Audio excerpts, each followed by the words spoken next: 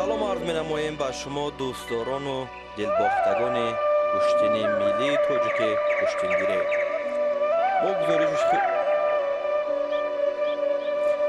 мо гузориши худро аз ҷараёни мусобиқоти байналмилалӣ оид ба куштингирӣ аз шаҳри панҷакенти вилояти Суғд манзури шумо мегардонем.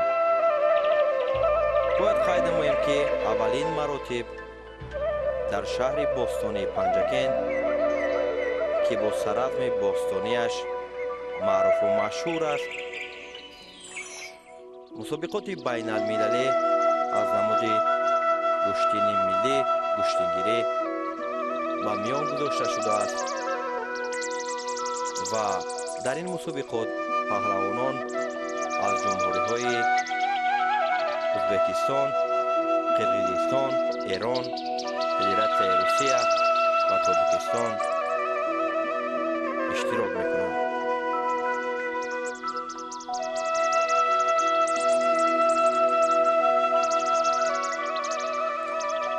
бояд қайд намоем ки аллакай тантанаи иди наврӯз ки дар сартосари кишвар ва ҳатто берун аз кишвар ҳам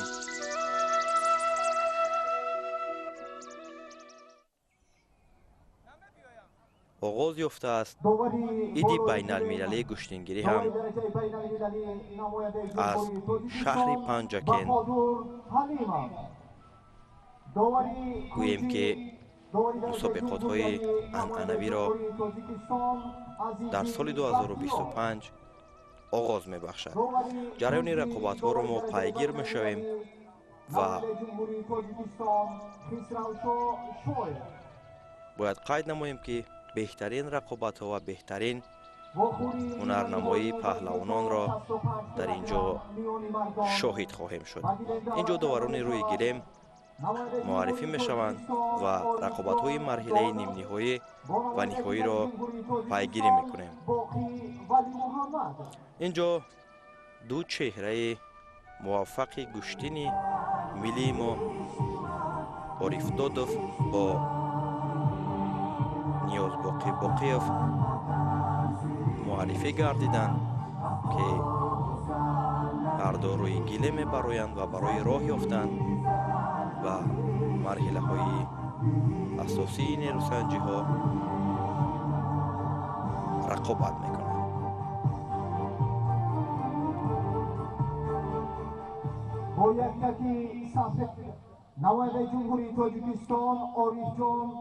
Ориф Додов бо яктаки сафед аст ва Ниёзбоқӣ Боқиев бошад бо яктаки сабз.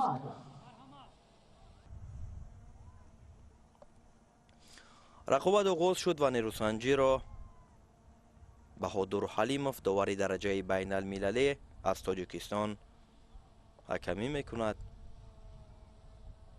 барои ҳунарнамоии ин варзишгарон 5 дақиқа вақти асосии қоғозмоӣ муайян гардидааст ва талоши ҳарду барои роҳ ёфтан ба марҳилаи ниҳоӣ аст. кӯшишҳо аз ҳарду ҷониб талоши Ориф Додовро ин ҷо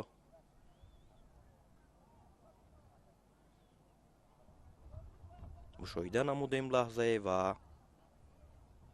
Боқивалӣ Муҳаммад ҳам талош карда истодааст баҳри анҷом додани усулҳо ва касби имтиёз.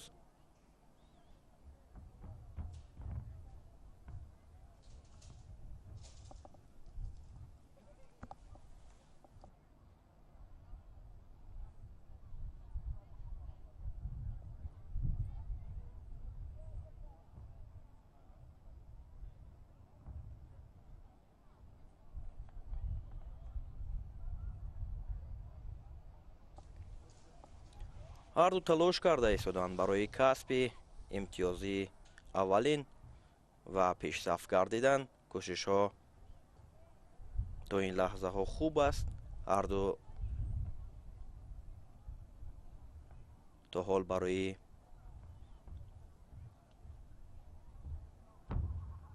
анамон ҳадафи дар пеш гузоштаашон то ҳол қадами устуворона мегузоранд. ҳарчанд ҳаракатҳо ҳаст, кӯшишҳо дида мешавад, вале анамон натиҷаи лозимаро ба даст оварда натавониста истоданд ва бубинед ки чӣ гуна як ҳаракати зеборо боқивалӣ муҳаммад, паҳлавон аз дастаи вилояти суғд аст, бо як ҳаракати бисёр ҳам ҷолиб имтиёзи паҳлӯро касб мекунад ва пешсафиро дар ихтиёр мегирад. вақт ҳоло зиёд аст ва Ориф Додов имконият дорад ки дар баробари рақибаш имтиёзи аз даст рафтаро ба қавли дигар ҷуброн ҳам бекунад. мухлисон ҳам дар гӯштини панҷакент на танҳо аз манотиқи кишвар, балки аз ҳамсоя кишварҳо ҳам ташриф оварданд.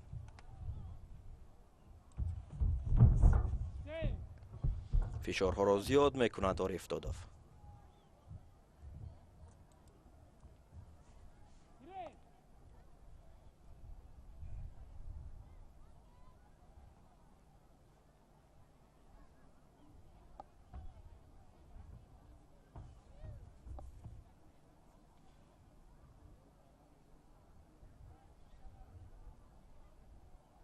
бояд қайд намоем ки дар баробари гӯштини миллие ки дар панҷакент ҷараён дорад, ҳаракати навбатӣ имтиёзи дуюми паҳлӯ барои боқивалӣ муҳаммад нишон дода мешавад ва қабл аз анҷоми вақти асосӣ ғолибиятро ба даст меорад.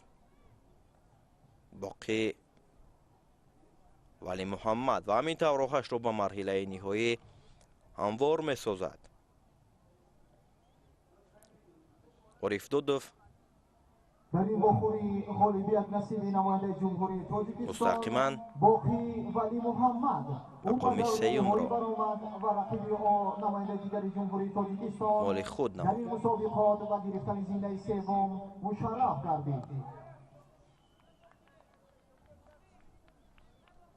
таваҷҷӯҳ мекунем наворҳои такрориро ки чӣ гуна боқивалӣ муҳаммад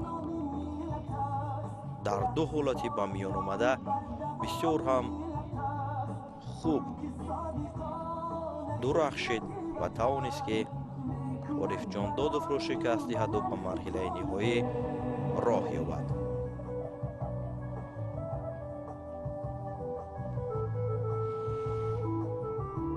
ҷуфти навбатӣ рӯи гиле мебароянд.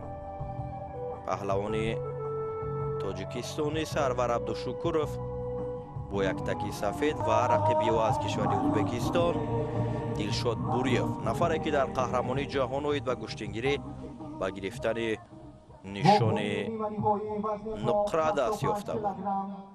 бо яктаки сафед намояндаи ҷумҳурии Тоҷикистон Сарвар Абдушукуров, бо яктаки сабз намояндаи ҷумҳурии Ӯзбекистон Дилшод Буриев.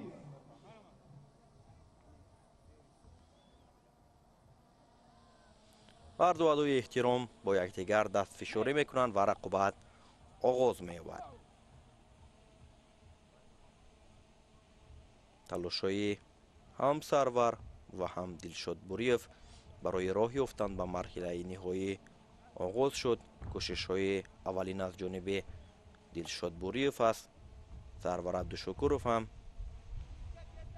ҳаракат карда истодааст ки аз рақиб имтиёз ситонад ва бояд қайд намоем ки Абдушукуровро яке аз анамон рақибони бисёр ҳам сарсахт барои ба финал рафтан дар пеш аст ва ӯ бояд як ҳунарнамои шоистаро дар баробари паҳлавони ӯзбекистонӣ нишон бидиҳад. кӯшишҳои ҳарду дар лаҳзаҳои аввал бисёр эҳтиёткорона аст.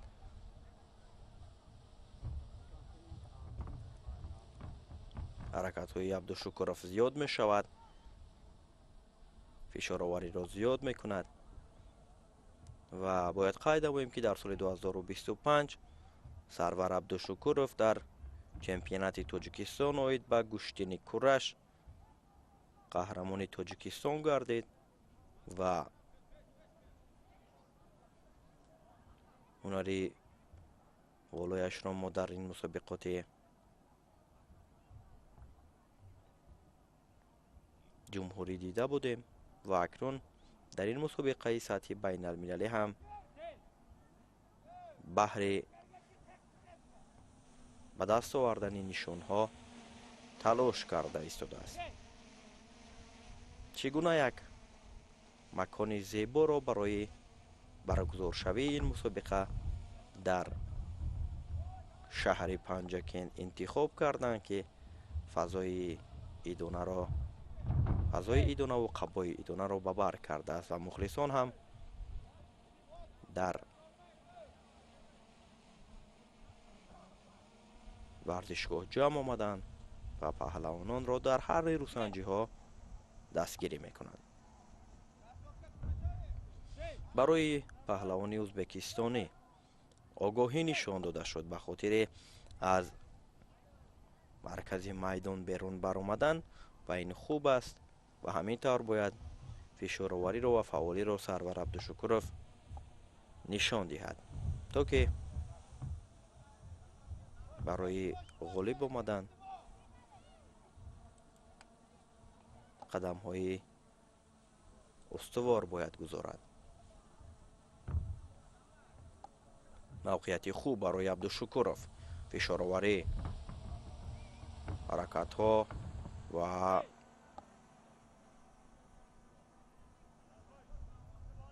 талошҳояш ҳамин гуна бояд зиёд бошад. дар боло қайд кардем, ки дар баробари як иди гӯштингирӣ дар шаҳри Панҷакент форуми дӯстии ҷавонони ҷаҳон поянда бод. таҳти ин шиёр ҷавонон аз кишварҳои осиёи марказӣ ба Панҷакент ташриф оварданд ва аз маконҳои таърихӣ ва намон ҷойҳои сайёҳие, ки дар ватани мо аст, давоми сафаре ки анҷом медиҳанд дидан карда истоданд ва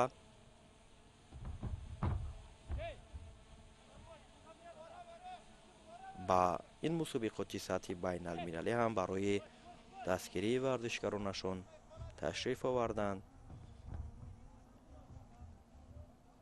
ва акнун огоҳии дуюм барои Дилшод Буриев ин танбеҳ аст ва пешсафиро дар ихтиёр мегирад Сарвар Абдушукуров.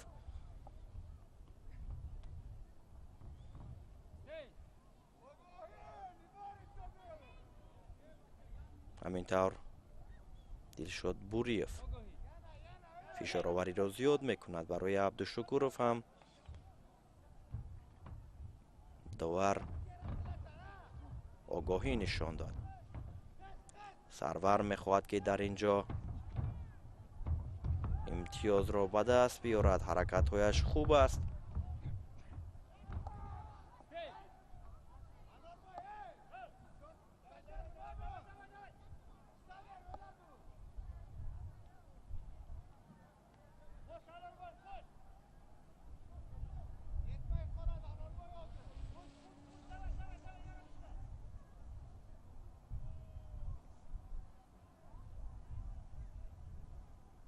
як такашро дуруст мекунад Абдушукуров ва нерӯсанҷӣ идома меёбад. 1 дақиқаи дигар то анҷоми вақти қуввоозмоӣ боқӣ мондааст ва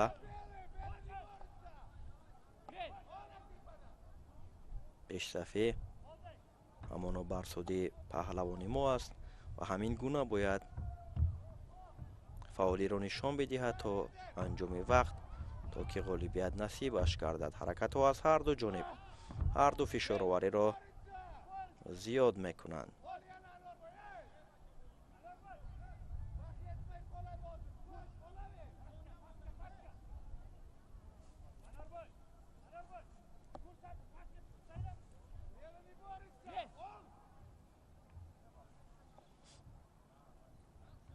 дигар бора ҳарду موقعیت میجویند. کوشش از جانب بوریوف. عبدالشکورов هم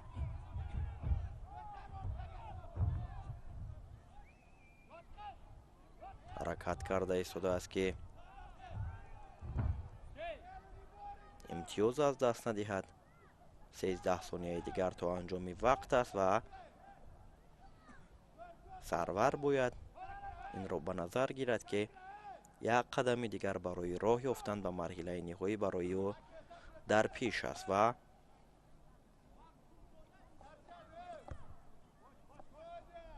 همین گونه باید تلاش نماید.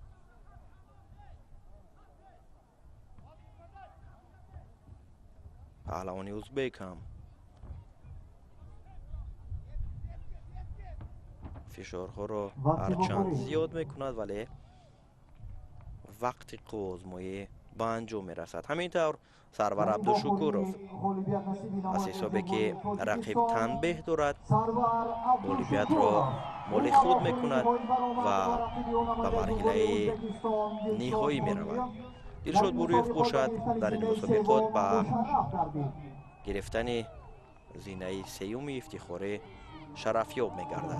اکنون سرور عبدالشکورov در مرحله نهایی با باقی ولی محمد برای به دست آوردن نشان طلا مبارزه میبرد.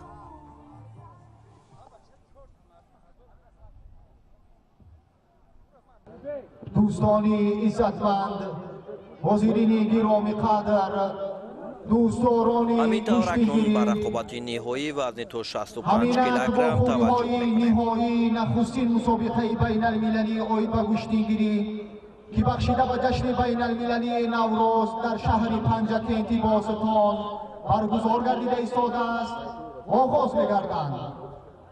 آخری نهایی وزن تا 65 کیلوگرم تیاری بیند نماینده جمهوری تاجیکستان باقی ولی محمد و نماینده جمهوری تاجیکستان سرور عبدالشکورov. دو نماینده تاجیکستان به مرحله نهایی وزن تا 65 کیلوگرم راه یافتند. باقی ولی محمد با یک تکی سفید و سرور عبدالشکورov با یک تکی سبز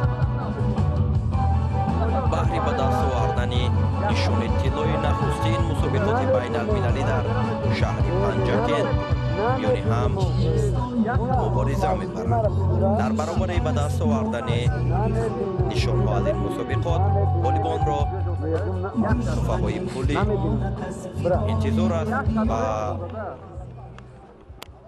غالب آخری نهایی وزن تا 65 کیلوگرم مسابقات 10,000 سومانی و برنده نشان نقره 5,000 سومانی و نفرانی که تحفه‌های سیوم را به دست می‌آورند 2,500 سومانی جایزه پولی مقرر گردیده است و نیروسنجی نهایی وزن 65 کیلو را پیگیری میکنیم، جایی که دو نماینده تاجیکستان بهر کسب نشان طلا نیروسنجی را شروع نمودند. به هر صورت نوبسته از برد و باخت این ورزشکاران نشان طلا در تاجیکستان باقی میماند. کوشش‌های عبدالشکورov را توجه میکنیم. تا رسیدن به مرحله نهایی عبدالشکورov رقابت‌های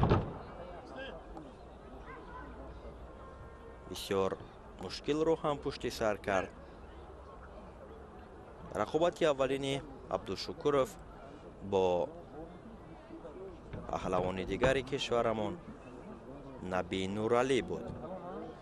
نبی نورعلی را در دور اول شکست داد و راهش را به مرحله های بعدی هموار کرد.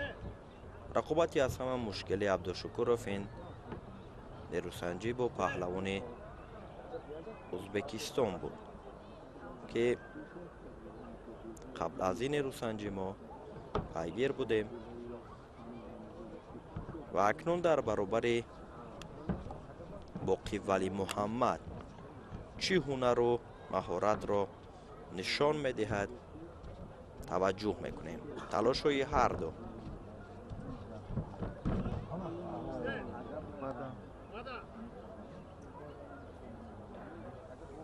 имтиёзи бадан барои сарвар нишон дода мешавад. Сарвар Акҷой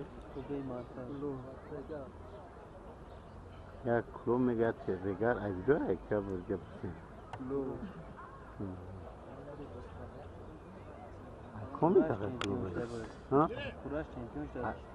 Акҷой сарвар абдушукуров аз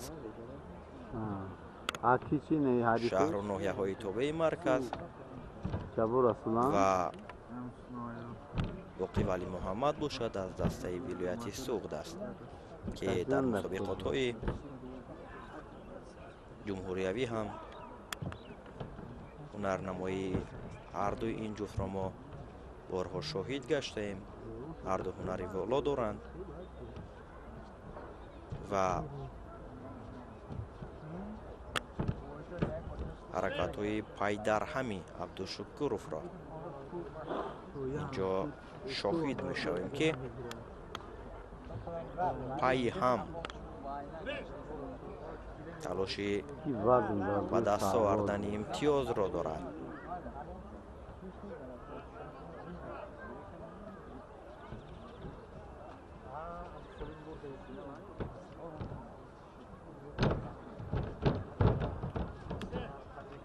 боқӣ вали муҳаммад ҳам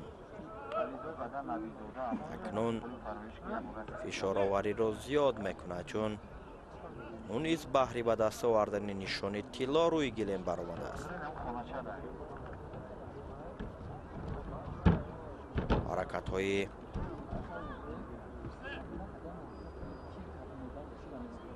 боқӣ вали муҳаммад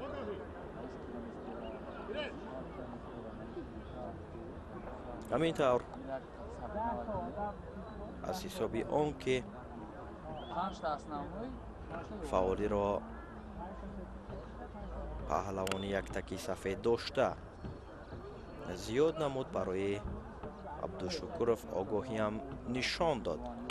довари дараҷаи байналмилалӣ аз кишвари ӯзбекистон ва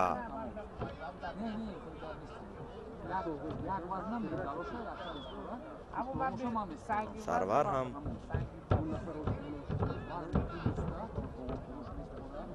ҳаракатҳоро дигар бора зиёд мекунад ба хотири он ки фаъолиро нишон диҳад ва лаҳза ба лаҳза ӯ барои унвони қаҳрамониро ба даст овардан дар ин мусобиқоти байналмилалӣ наздик мешавад.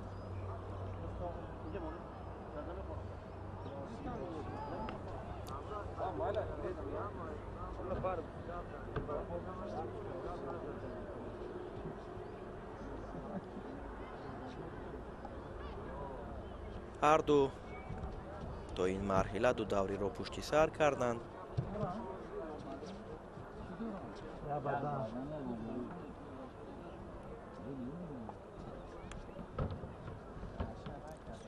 дақиқаи охири қуввозмоӣ аст. талошҳои ҳарду зиёд ба чашм мерасад. вақт насид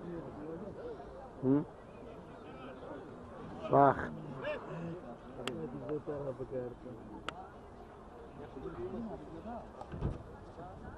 абдушукуров акнун бештар дар ҳолати дифоъ қарор мегирад, чун бо бартарияти як имтиёзи бадан пешсафи ҳамоно бар ҷониби ӯ аст. 23 сонияи дигар то анҷоми вақт боқӣ мондааст ва ҳарду ҳам малакай хаста гардиданд, чун аз оғоз талошҳо зиёд ба чашм мерасад.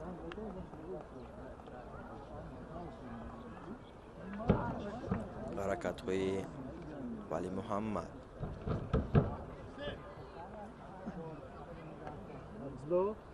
سرور برای انجام دادن اصول یک حرکت را انجام داد و همینطور وقت به انجام میرسد. وقتی بخوری همینطور با برتریت یک امتیازی بدن در رقابت نهایی وزنی تا 65 کیلوگرم سرور عبدالشکورов توانست که غالبیت را به دست بیاورد. هرچند ولی محمد تلاش کرد، کوشش‌های زیاد انجام داد، ولی برتریت جانب سرور عبدالشکورov بود و او غالب وزن 65 کیلوگرمی نخستین مسابقات بین‌المللی در شهر پنجاکن می‌شود. باقی ولی محمد باشد و گرفتن نشان را دست می‌یابد.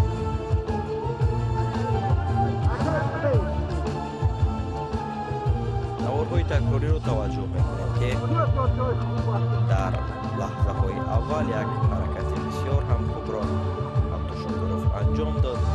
امتیاز بدن به حضور گردید و انا همین حرکتی انجام داده شده بالاخره عبدالشکورov را غالب گردانید. برای غالبان و جایزه‌داران وزن 65 کیلوگرم اینجا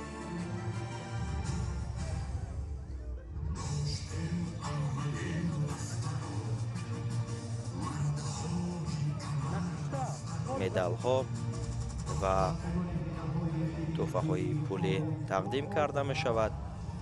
و غالبان تحفه ها را رئیس کمیته کار با جوانان و ورزش نزد حکومت جمهوری تاجیکستان گل احمدزاده ذوالفقار و رئیس شهر پنجاکن تقدیم می کنند. عارف جان دادوف با دلشاد بوریف و گرفتن مقام های سیوم دست یافتند. عارف دادوف پهلوان از تاجیکستان و دلشاد بوریف پهلوان کشور ازبکستان است و باقی ولی محمد با گرفتن مقام دوم شرفیاب گردید و سرور عبدالشکورov باشد نشان طلای وزن 65 کیلوگرم را مال خود نمود. جایزه پولی ها را به غالبان رئیس شهر پنجاکن تقدیم می دارد و دو نفر مقام سیوم را به دست آورده 2500 سومانی و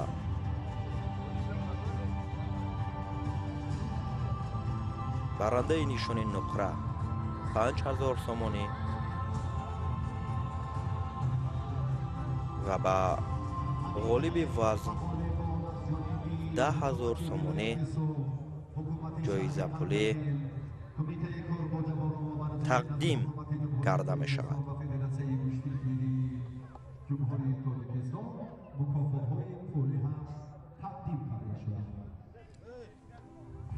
لحظه عکس برداری با غالبان در وزن تا 65 کیلوگرم اینجا صورت می گیرد و پهلوانان هم میان یکدیگر عکس برداری می کنند.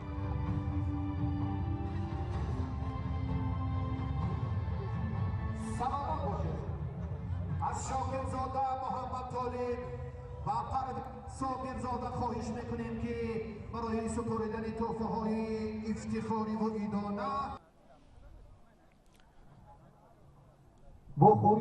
باید قید نماییم که رقابت ها در نخستین مسابقات بین المللی در شهر پنجاکن از روی 5 وزن به میان گذاشته شده است. 4 وزن میان مردان و 1 وزن میان بانوان و ما اینجا به رقابت های مرحله نیم نهایی وزن تا 78 کیلوگرم توجه میکنیم، جایی که ابوبکر باقیوف یکی از پهلوانان شهرت یار کشور از سلاله باقیف ها با یک تک سفید و رقیبی و محمد شریف نجمیدینوف تازه قهرمان تاجیکستان آید به گشتنگیری برای راه یافتن به مرحله نهایی.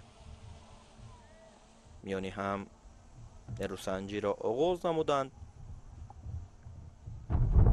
ҳаракати аввалин аз ҷониби Наҷмиддинов буд.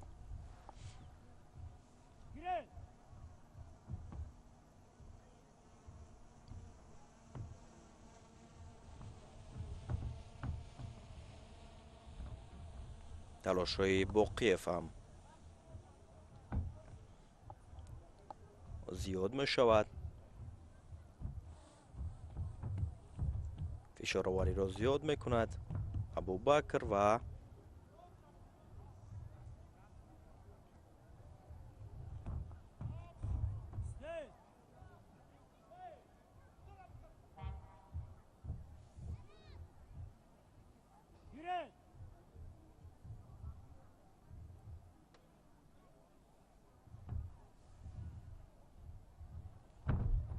ҳаракати бисёр ҳам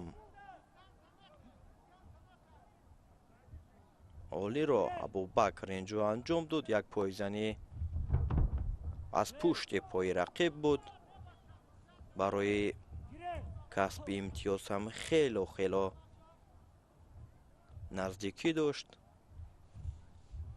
ва довари дараҷаи байналмилалӣ аз Тоҷикистон Хусравшо Шоев ишора кард ки рақобатро идома диҳанд, зеро ки онҷо имтиёз набуд ва талошҳоро идома медиҳанд ҳам Абубакр ва ҳам Муҳаммадшариф.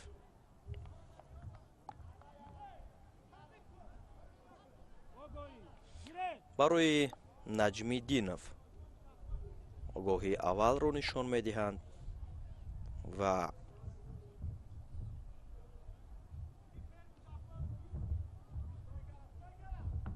талошҳо акнун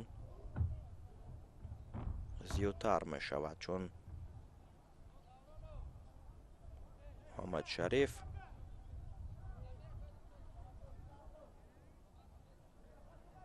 баъди огоҳиро ба қавле гирифтан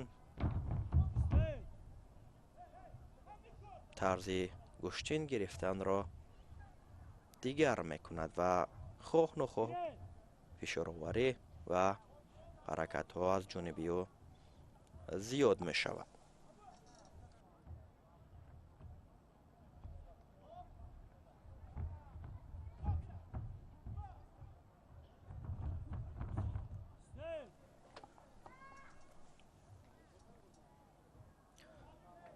Абубакр Боқиёв айни ҳол зери мураббигии мураббии шоистаи ҷумҳурии Тоҷикистон Фаррух Собиров ва Муҳаммадшариф Наҷмиддинов бошад, зери роҳнамоии Рауф Ҳукуматов тамрин мекунанд. ҳаракатҳои навбатӣ ҳарду аз гиребони якдигар барои анҷом додани усулҳо хуб доштанд ва инҷо танҳо иҷроиши усул ва анамон ҳаракатҳо бояд анҷом дода шавад. Наҷмиддинов як талош кард, вале ҳаракати анҷом дода шуда натиҷаовар набуд барои ӯ.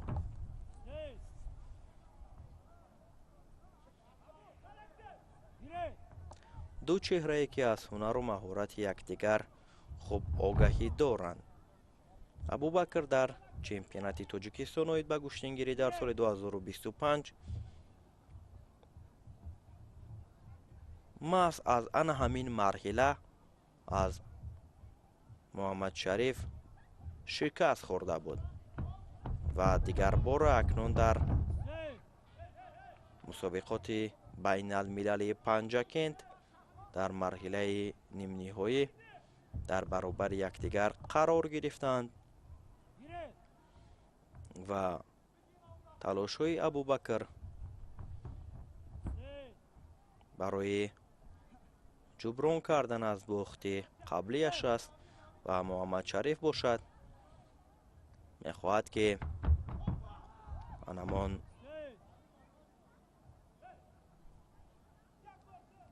пешсафии худро дар баробари Абубакр идома диҳад.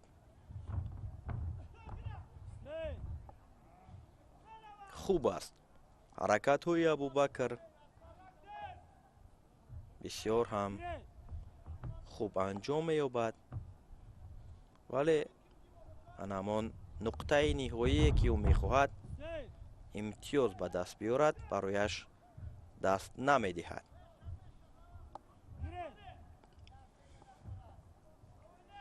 дақиқаи охири қувозмоӣ ва муҳаммадшариф имтиёзи баданро ба даст меорад.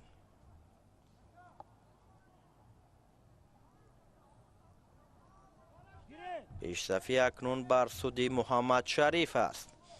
Абубакр дар дақиқаи охири қувозмоӣ имтиёзро аз даст медиҳад ва кор барояш бисёр мушкил мешавад. ҳарду бисёр хаста гардиданд ва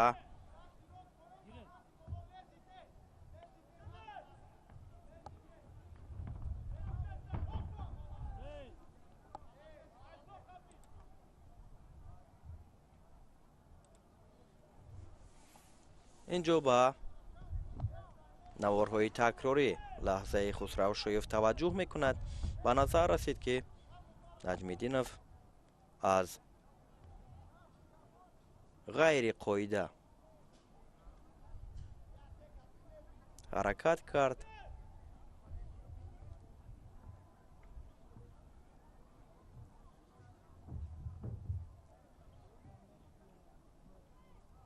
доварони ин мусобиқот, аниқтараш видеодоварон, ҳаракати охирини Муҳаммадшарифро санҷида мебароянд ва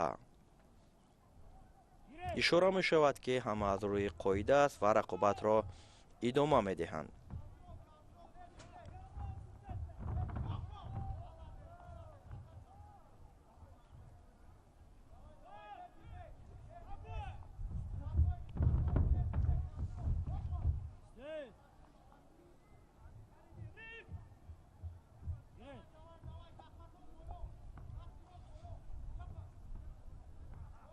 сонияҳои поёнии вақт аст ва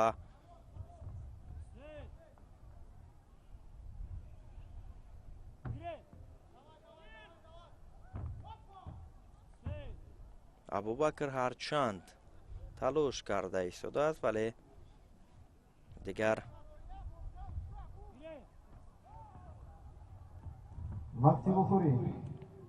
кор инҷо хотима меёбад.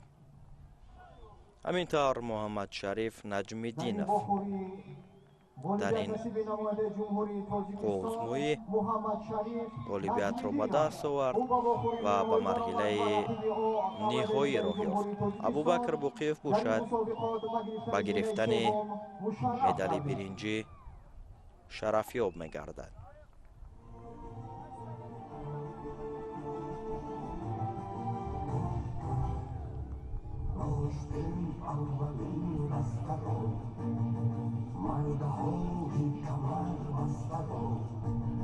مخلصون از کشوری قرقیزستان برای ما لحظه نشان داده شد.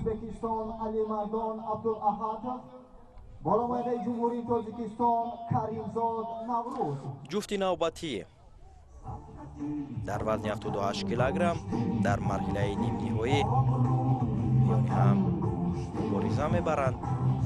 پهلوان کشور ازبکستان با یک تکه سفید علیمردان عبدالاحدов است و از کشور ما قهرمان جهان اوید به گشتین کورش قزاقی، تازه قهرمان تاجیکستان اوید به گشتین کورش و نوکک در چمپیونات جهان اوید به گشتین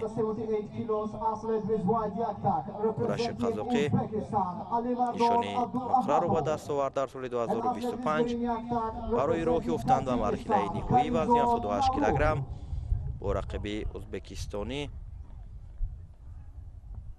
мубориза мебарад ва Наврӯз Каримзод акнун то расидан ба ин марҳила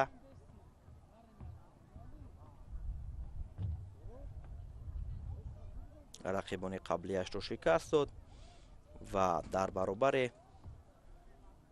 Абдуллаҳатов чӣ кор мекунад ва чӣ гуна он ҳунару маҳорати доштаашро нишон медиҳад таваҷҷӯҳ мекунем.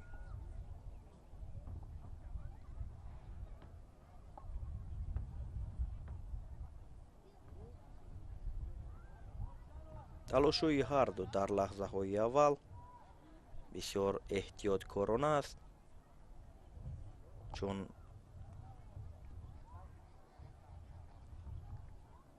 якдигарро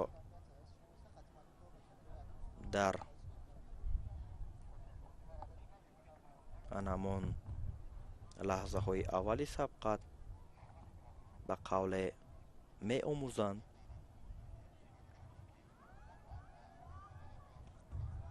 кӯшишҳои Наврӯз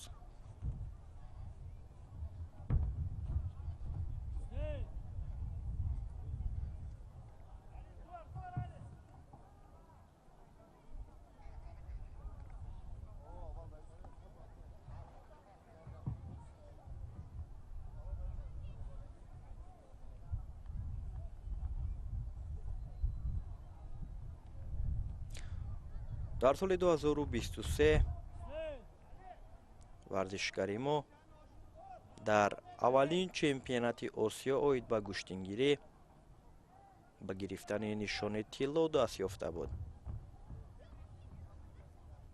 инчунин дар чорумин ҷоми раиси шаҳри Душанбе оид ба гӯштингирӣ дар мусобиқоти байналмилалӣ ҳам дар соли 2023 маҳорати олӣ нишон дода мақоми аввалро моли худ кардааст. дастовардҳои шоистаро аз ин риштаи варзиш борҳо Наврӯз дар корномаи варзишаш ба қайд гирифтааст ва рақибаш бошад аз кишвари Ӯзбекистон, нафаре ки ӯ дар гӯштинҳои кураш дар мусобиқотҳои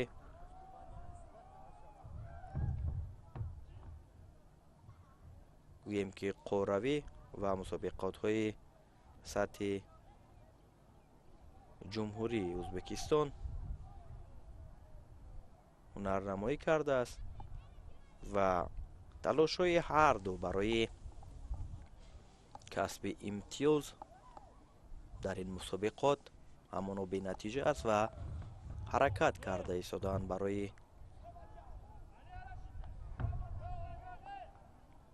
ба даст овардани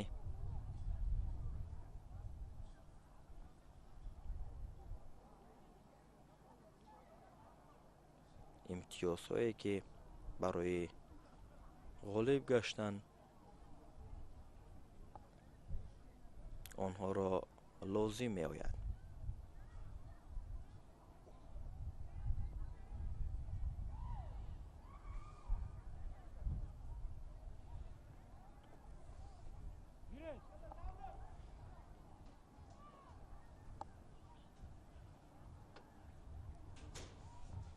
идома медиҳанд ҳаракатҳоро ва инҷо Наврӯз бисёр як ҳалоки берунаро олӣ истифода кард. фикр мекунам ки имтиёз паҳлӯ буд.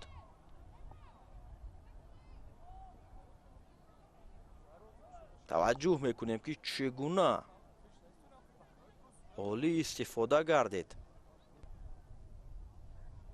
ҳалки пешакардаи Наврӯз Каримзод ҳалол баҳогузорӣ мешавад. доварон санҷида баромаданд ва ҳамин тавр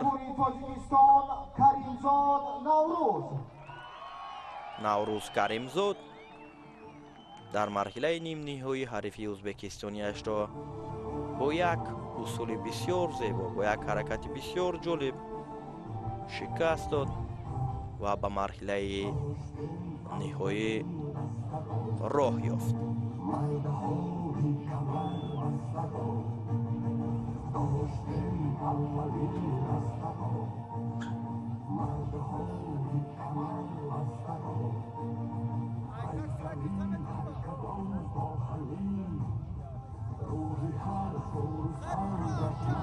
توجه میکنیم که چگونه زیبا استفاده کرد این اصول را نوروز و رقیب را دوشانه زمین آورد و غالبیت را مال خود نمود.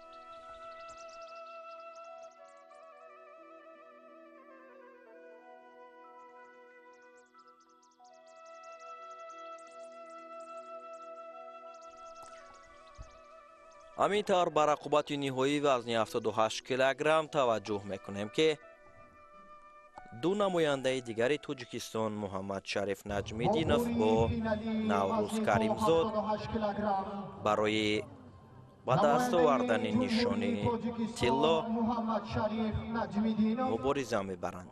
محمد شریف نجمیدینوف با یک تکی سفید است و نوروز کریمزاد باشد با یک تکی سبز. کریمزاد نوروز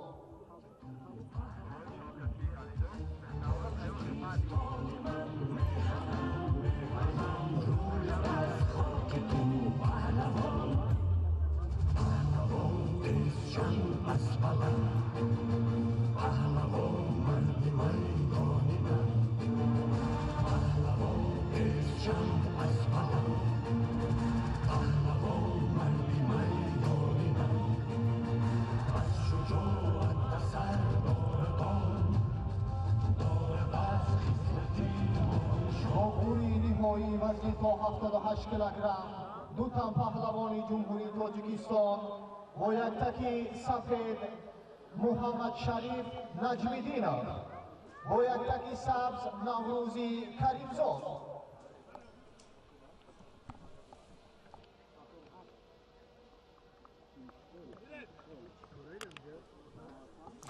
رقابت وزن 78 کیلوگرم در مرحله نهایی آغاز یافت. نوروز کریمزاد با محمد شریف نجمیدینوف رقابت را آغاز نمودند. این دو چهره بارها در مسابقات های سطح جمهوریوی در برابر یکدیگر قرار گرفتند. از هنر و مهارت یکدیگر خوب آگاهی دارند و تلاش های هر دو برای به دست آوردن غالبیت در لحظه های اول خوب به چشم می رسد. هر دو حرکت کرده ایستادند. اجرایش اصول از جانب نجمیدینوف بود که نتیجه آور نبود و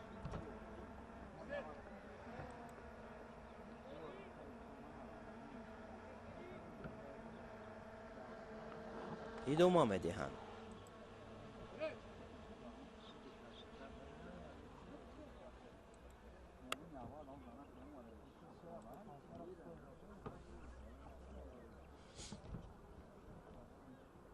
حرکت ها از هر دو جانب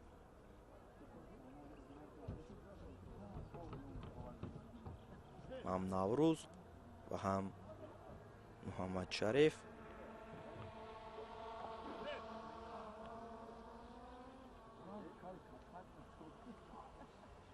بسیار با احتیاط در برابر یکدیگر کشتین میگیرند، چون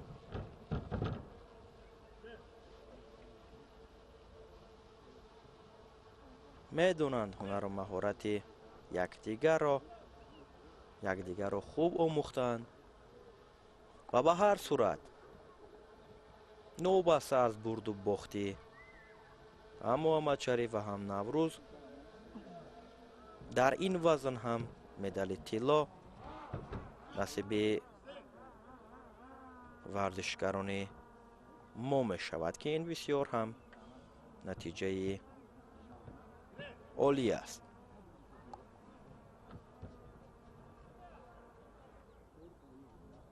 الکی در یک وزن غالبیت насиби паҳлавонони тоҷикистон гардид ва ин дуюм вазн аст ки варзишгарони мо ба марҳилаи ниҳоӣ роҳ ёфтанд. ин ҷо ҳаракат аз ҷониби Наврӯз Каримзод имтиёзи баданро моли худ мекунад. пешсафиро дар ихтиёр мегирад Наврӯз ва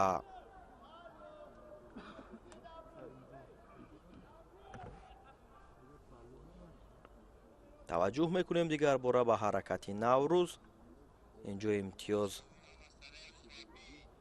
бадан аст.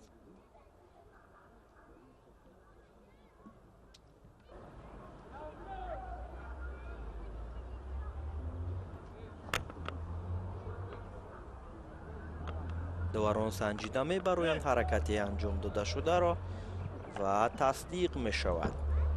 имтиёзи бадан барои Наврӯз Каримзод пешсафиро дар ихтиёр гирифт ва вақт ҳоло хело зиёд аст то анҷоми воозмоӣ ва Муҳаммадшариф акнун дар идома фишорҳоро зиёд мекунад, чун пешсафӣ бар ҷониби рақиб аст. ӯ талош мекунад ки имтиёзи аз даст рафтаро ҷуброн намояд.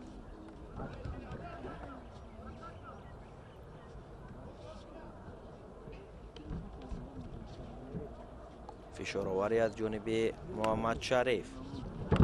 дигар бора ҳаракат мекунад Наврӯз Каримзод.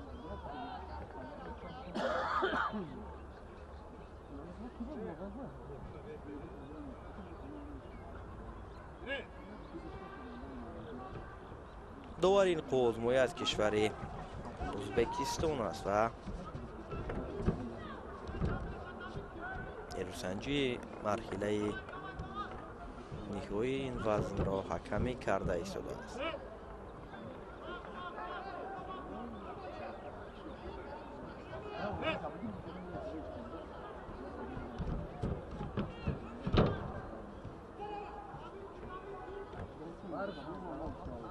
кӯшишҳо аз ҷониби Наҷмиддинов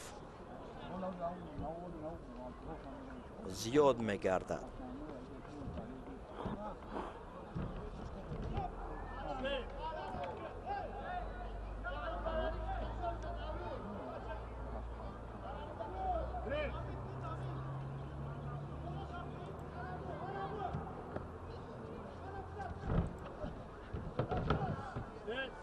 кӯшиши навбатӣ аз ҷониби Наҷмиддинов буд ки ин навбат ҳам натиҷаовар нашуд барояш ва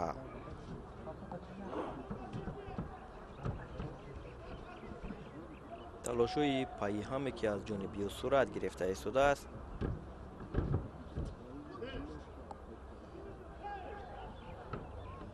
ба назар мерасад ки ӯ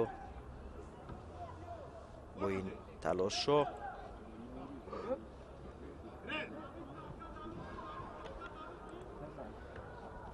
барои ба даст овардани имтиёз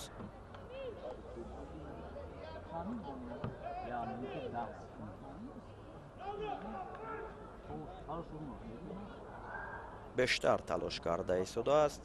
барои Наврӯз ҳам дар баробари имтиёзи бадане ки барояш нишон дода шудааст довар огоҳӣ нишон дод.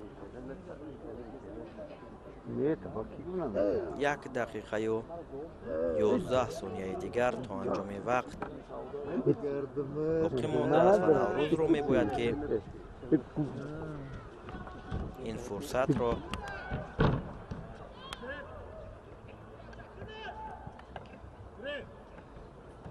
бо ана ҳамин натиҷае ки айни ҳол ба даст овардааст нигоҳ дорад. вале Наҷмиддинов ҳам акнун барои касби имтиёз ва ба даст овардани имтиёзҳо ҳамоно талошҳоро ба миён гузоштааст ва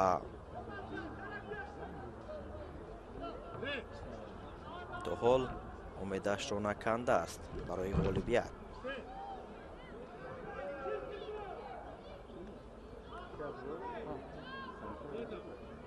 барои Наврӯз танбеҳ нишон медиҳад довар.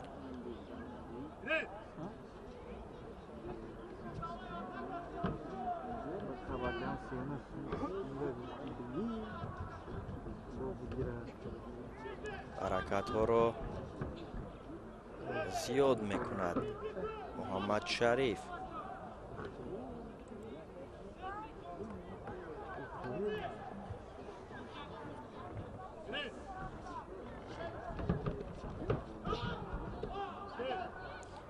بیست و دو ثانیه دیگر تو انجامی وقت است و محمد شریف و ببینید که در لحظه های پایانی وقت محمد شریف نجمیدینов امتیازی بدن را به دست می‌آورد. 18 ثانیه دیگر نوروز را می‌بایست که با قول صبر کند و امتیازی بدنی به دست آورده‌اش را نگاه دارد و خود را از حرکت‌های رقیب دفاع سازد. و علی نجمیدینов در ثانیه‌های پایانی امتیازی بدن را مال خود نمود و پیش‌صفی را در اختیار گرفت. 4 ثانیه دیگر باقی مانده است و دیگر فکر میکنم که برای نوروز در این حالت و در این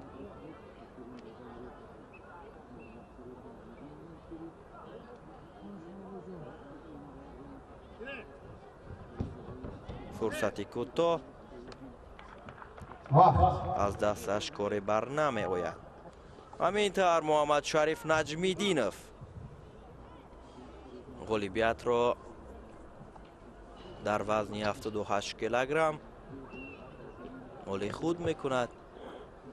نشان طلا را به دست میارد و نوروز کریمزاد باشد نماینده جمهوری تاجیکستان محمد شریف نجمیدینov.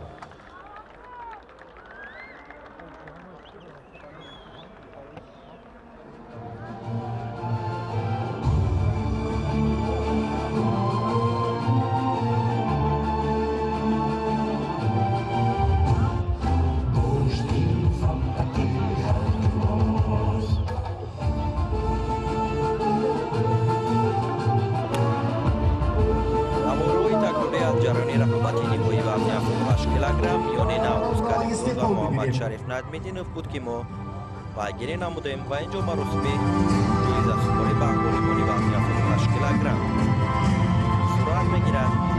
تحفه‌ها را برای والیبال معاون رئیس کمیته کار با جوانان و ورزش نزد حکومت جمهوری تاجیکستان محمد شاکر، علی مردان عبدالاحد و محمد طالب شاکرزاده برندگان مدال‌های دیرکتوری مکتب جمهوری از نمودهای کشتین شاکرزاده پرویز تقدیم می‌کند. نخواه‌های سیوم را ابوبکر باقیف از تاجیکستان و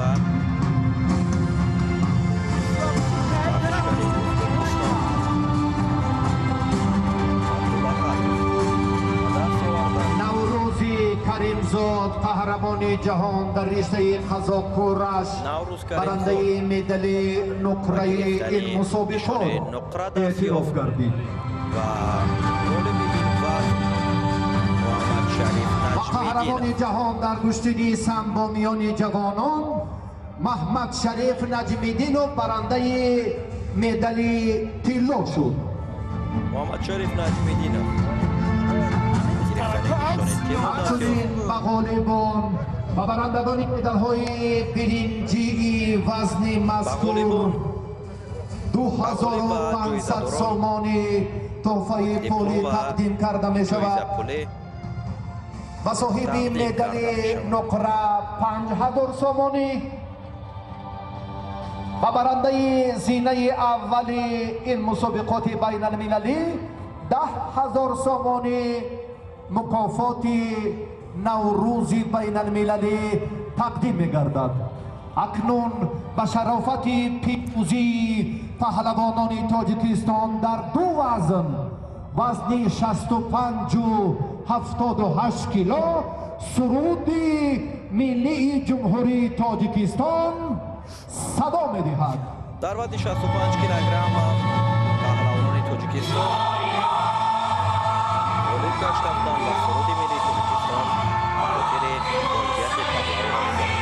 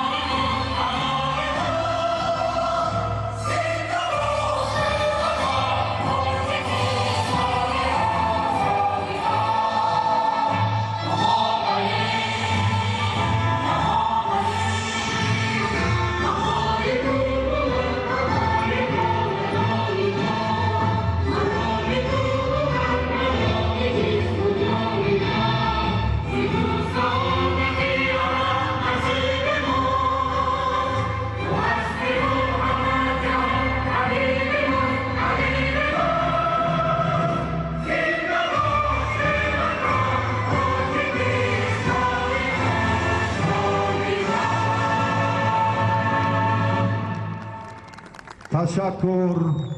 عکسی خاطروی باز هم یک لحظه دیگر برداشته می شود و ما برای معرفی چهره‌های ماندگاری بانوان فرصت داریم که آنها اینجا را نزد پهلوانان با سفره همدیگر زفر عکس کنند. برداری میکنند. غالبانی وزن 78 کیلوگرم. میانی بانوان به گیلم دعوت کرده می شود. نماینده جمهوری ازبکستان شاهیسته نظرова و نماینده جمهوری تاجیکستان شاهیده قلندرова. Invite to Gilem athlete under 70 kilos, representing Uzbekistan, Shohista Nazarova, with representing Tajikistan, Shohida Kalandarova. همینطور دو چهره موافقی وزن تا 70 کیلوگرم یعنی بانوان، یکی از کشور ازبکستان شایسته نظرova و دیگر پهلوان خوشنامی تاجیک شاهیده قلندرova برنده نشانی نقره چمپیونات جهان اوید به کشتیگیری در مرحله نیم نهایی وزن تا 70 کیلوگرم در برابر یکدیگر قرار گرفتند و تلاش‌های هر دو برای راه یافتن به مرحله نهایی آغاز می شود. رقابت را داوری درجه بین المللی بهادر حلیمов حکمی می کند. حرکت ها از هر دو جانب آغاز می یابد. کوشش های هم شایده و هم شایسته در این آزمایی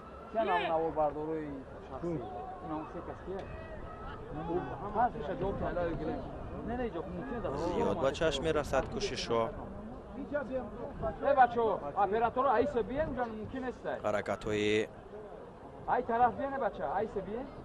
شاهیده و اینجا شایسته سر زانو نشسته اصول اجرا کرد و شایده خود را کنار گرفته توانست. ولی به هر صورت حرکت شایسته بسیار عالی صورت گرفت.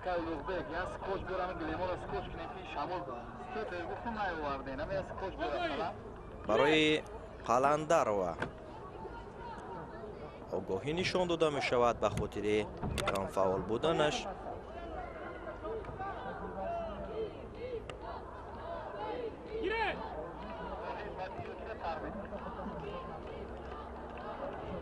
After this contest period, the athlete under 70 kilos women representing Tajikistan, Jona Nazarova, with representing Kyrgyzstan, Azemi Kamchibekova.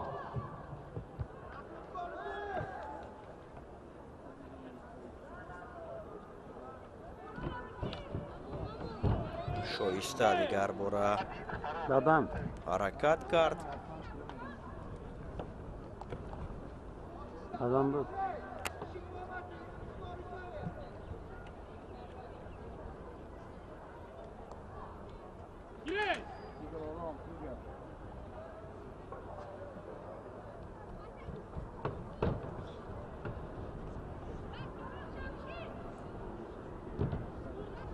پهلوانی ازبکستانی فشارها را زیاد میکند و شایده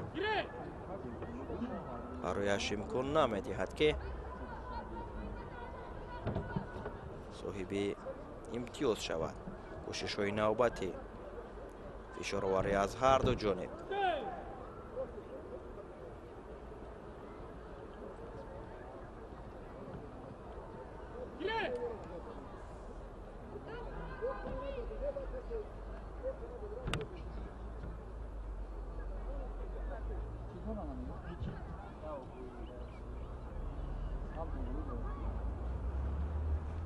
تا این لحظه ها تنها برای قلندر و یک آگاهی نشان داده شده است و هر دو تا حال امتیازی را به قید نگرفتند. تلاش های هر دو برای صاحب امتیاز شدن است. حرکت های شایسته نظر و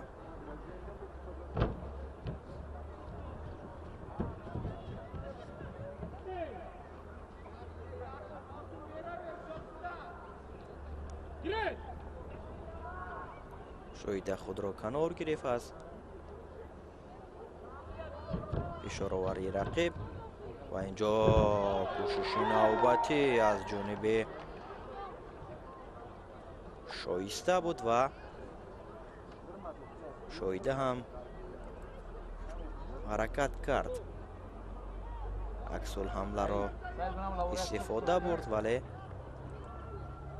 تلاشش نتیجه آور بود یا اینکه نه. داوران نتیجه گیری میکنند.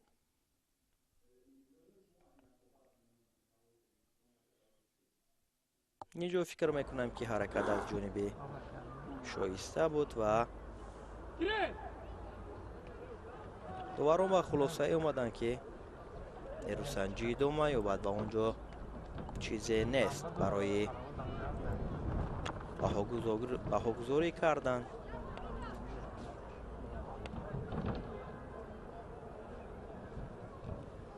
تلاش از هر دو جانب.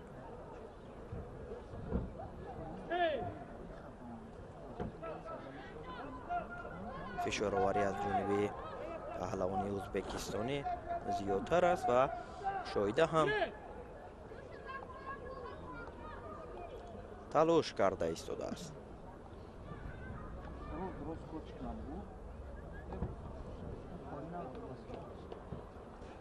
موقعیت برای اجرا کردن اصول و ببینید که چگونه حرکتی عالی را انجام داد شایسته نظر و همینطور اولمپیاد نصیب ورزشکار بانوی ازبکستانی می شود و او به مرحله نهایی می رود.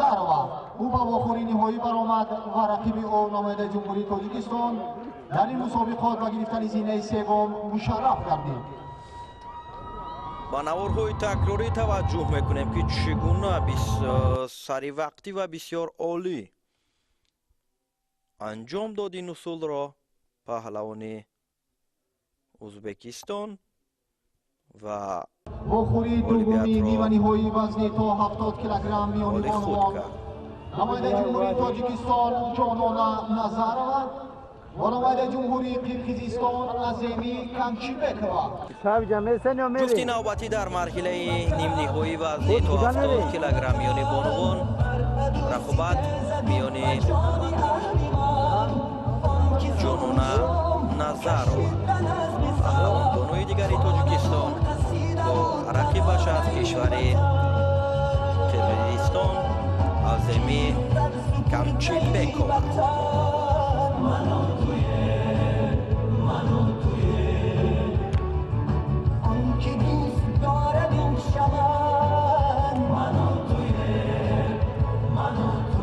Semifinal under 70 kilos athlete with white yaktak representing Tajikistan Jonona Nazarova and athlete with green yaktak representing Kyrgyzstan Azemi Kamchibekova.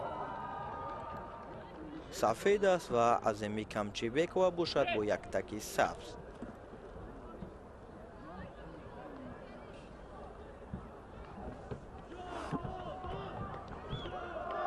تلاش‌های هر دو در لحظه‌های اول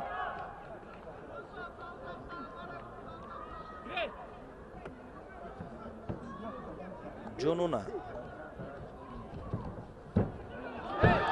و ببینید که چگونه یک حرکتی عالی را در ثانیه‌های اول جنونه استفاده کرد. امتیاز پهلو را به دست آورد، پیش‌صفی را در اختیار گرفت و حرکت نوبتی عظیمی هم اکنون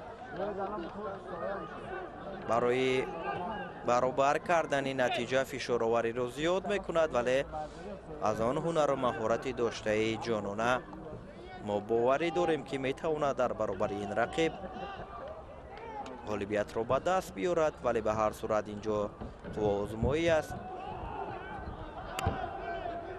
هر کار شدنش ممکن است، ولی این را وقت نشان میدهد که کی ارزنده غالبیت بود و غالب گشت. جنونه تازه قهرمانی تاجیکستان در سال 2025 از نماد کشتیگیری محسوب می شود.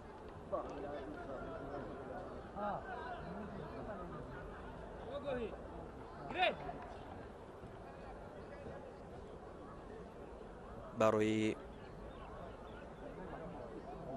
بانوی قرقیز هم آگاهی نشان داد داور.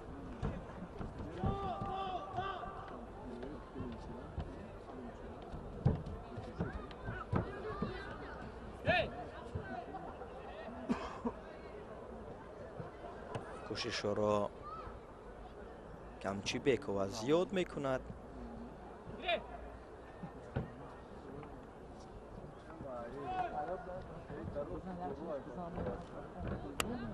موقعیت خوب، یکی از گریبان و دیگری از کمربند خوب داشته بود برای انجام دادن این اصول.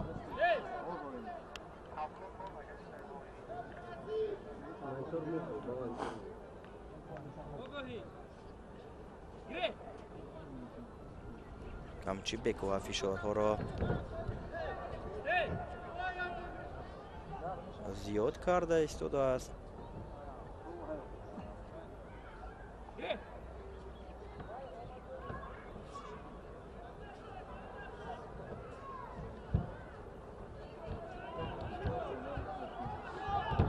کوشش نوبتی از جانب نظرova بود.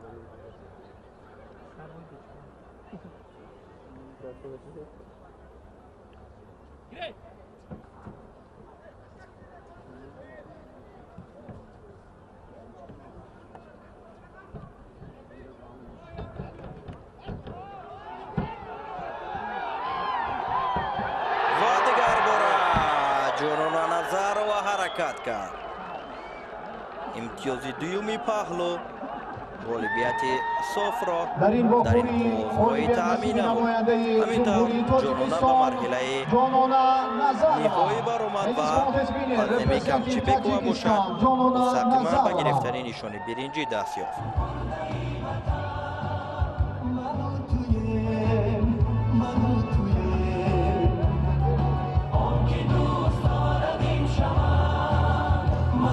توجه میکنیم که چگونه حرکت‌های زیبا را جنونا نظروا نشان داد و غالب گردید.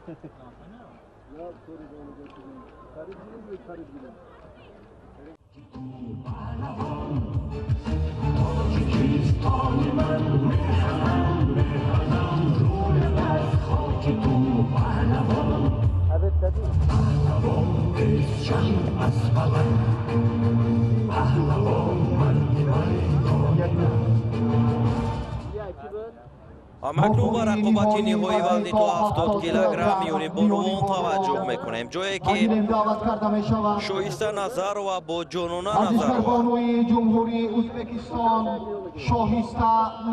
در برابر یکدیگر برای کسب نشان طلای نخستین مسابقات بین المللی در شهر پنجکن مبارزه میبرند.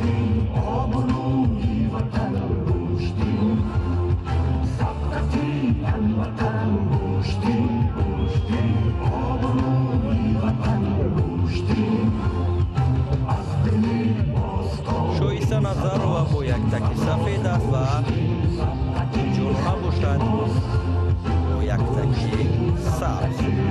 رقابت را داوری درجه بین المللی از تاجیکستان سمندری محمدی حکمی میکند.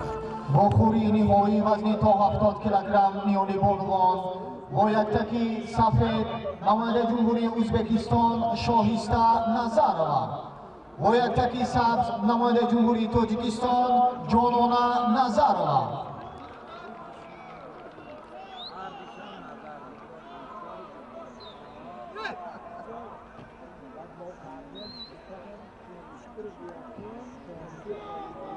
رقابت آغاز گردید. شایسته و جنونا نظرواها چی کار رو در برابر یکدیگر انجام میدهند پیگیر میشویم.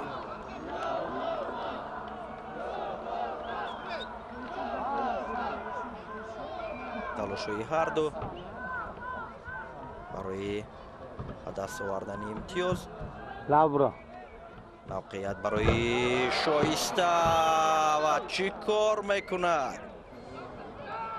چگونه جنونا برای رقیب چنین فرصت گذاشت؟ 70 کیلوگرم میانی بانوان برای شایسته 28 ثانیه نماینده لازم اومد جمهوری که ازبکستان شاهسته نظروا در رقابت نهایی جنونا را شکست بدهد و غالب وزن 70 کیلوگرم میان بانوان شود.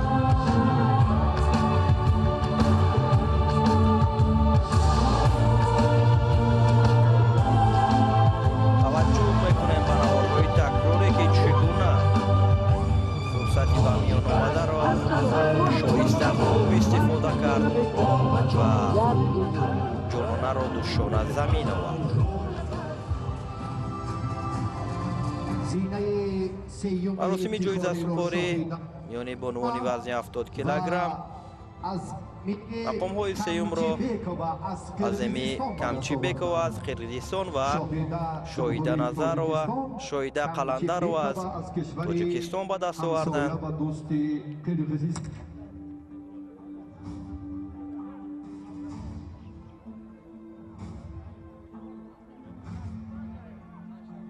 زینه دویومی افتخاری نصیب پهلوان بانوی تاجیکستان جنونا نظروا گردید و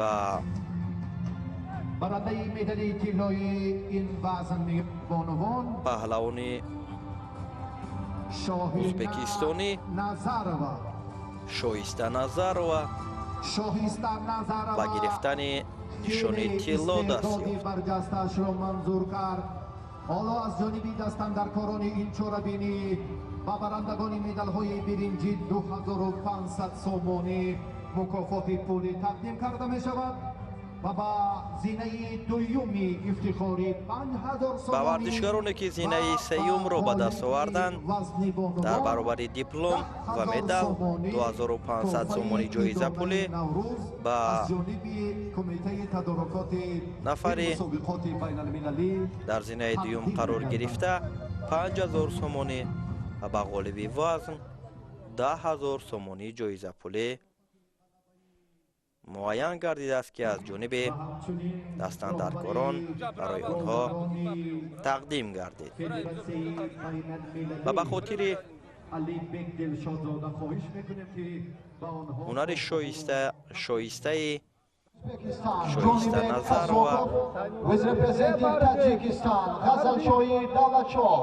اگر دعوت کرده بشود و خوری نیمانی های وزنی تا 95 کیلوگرم میانی مردان نماینده جمهوری ازبکستان جانبک کازاکوف کفکوبی نمودند و به رقابت‌های نیمنی‌های وزنی تا 95 کیلوگرم توجه میکنیم. ورزشکار کشور ازبکستان با یک تکی سفید است و یکی از چهره‌های شناخته ورزش میهن غزلشاه دولتشاه با یک تکی سبز نماینده جمهوری ازبکستان جانبک کازاکوف ورزشکار ازبکستان جانبک کازاکوف با یک تکی سفید است و غزلشاه دولتشاه باشد با یک تکی سبز. رقابت آغاز گردید. تلاش‌های هم جانبک و هم غزلشاه برای راه یافتن به مرحله نهایی.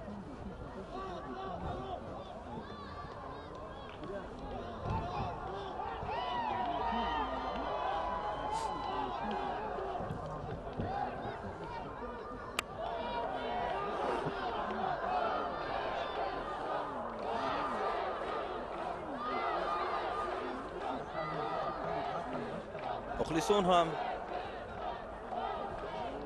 بسیار خوب پهلوانان را دستگیری کرده ایستادند.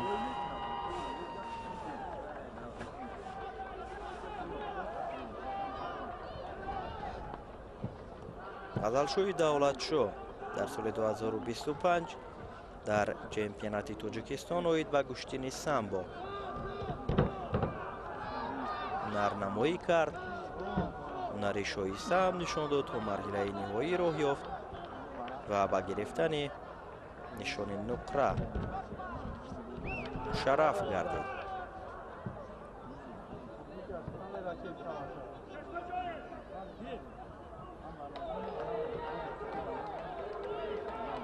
جانبک کازاکوف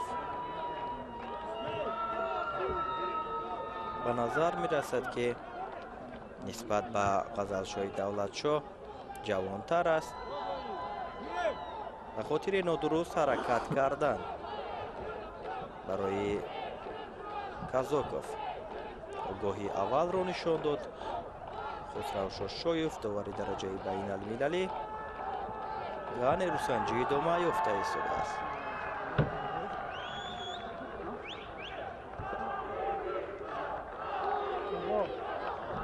مخلصان ازبکستان هم در ورزشگاه تعداد زیاد حضور دارند و جانبک را دستگیری کرده ایستادند در برابر مخلصان تاجیک و این بسیار هم خوب است که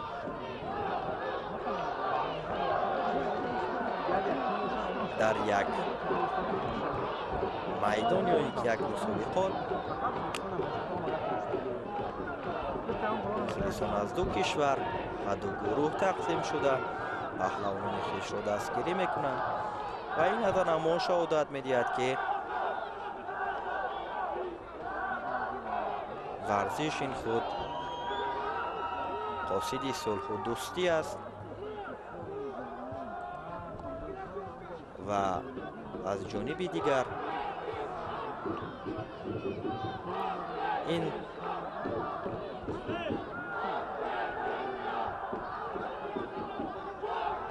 оромию сулҳу субот дар минтақа аст ки варзишгарони кишварҳои дӯсту бародар дар мусобиқотҳои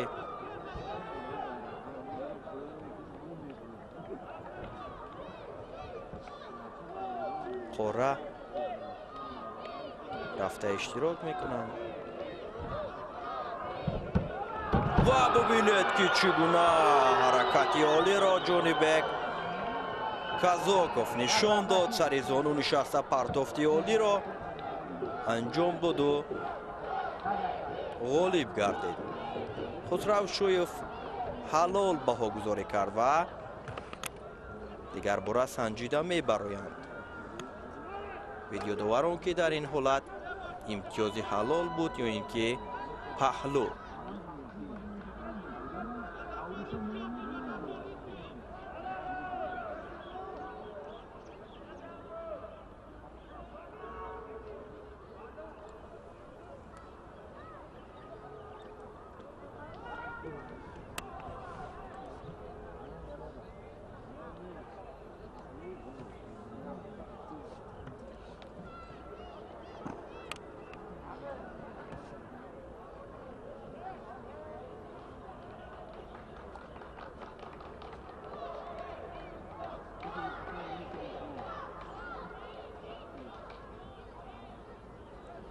то ҳол доварон қарори худро набароварданд атрофи усули иҷро кардаи ҷунибек ва мунтазир мешавем ҳалол бозпас гирифта шуд ва паҳлӯ баҳогузорӣ гардид ин барои ғазалшоҳи давлатшо як фурсати дигар аст ки дар идома талош намояд ва имтиёзи аз даст рафтаро ҷуброн кунаду ва марҳилаи ниҳоӣ роҳ ёбад ҳаракатҳо аз ҳарду ҷониб фишороварӣ зиёд мешавад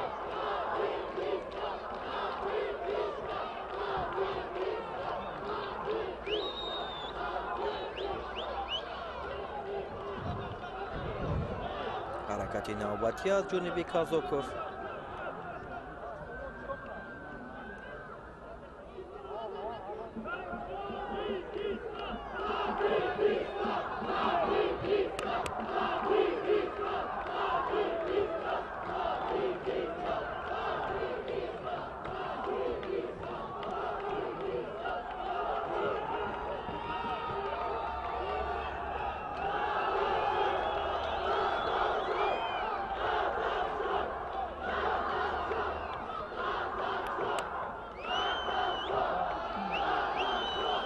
барои ҷонибек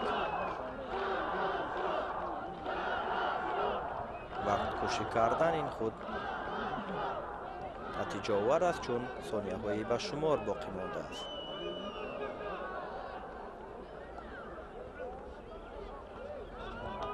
ҳамин тавр вақт ба анҷом мерасад ва паҳлавони ӯзбекистонӣ бо бартарияти имтиёзи паҳлӯ ба марҳилаи ниҳоӣ меравад ва ғазалшоҳи давлатшо бошад ба гирифтани мақоми сеюми ифтихорӣ даст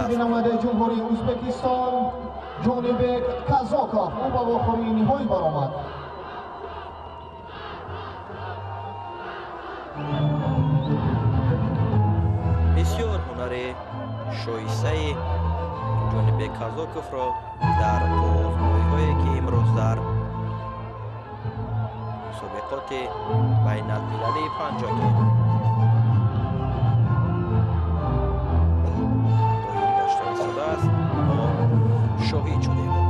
در رقابت اولینش او امروز رجب را شکست داده بود و همینطور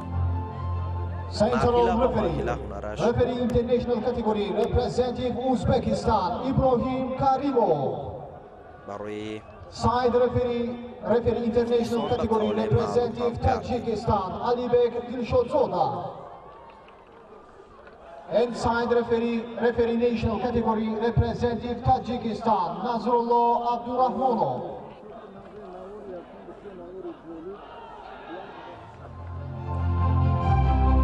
رقابت دومی مرحله نیم نهایی وزن 95 کیلوگرم ورزشکاران معرفی میشوند. اولوغبک رحیموف با یک تکی سفید است و رقیبش از کشور ایران با یک تکی سبز.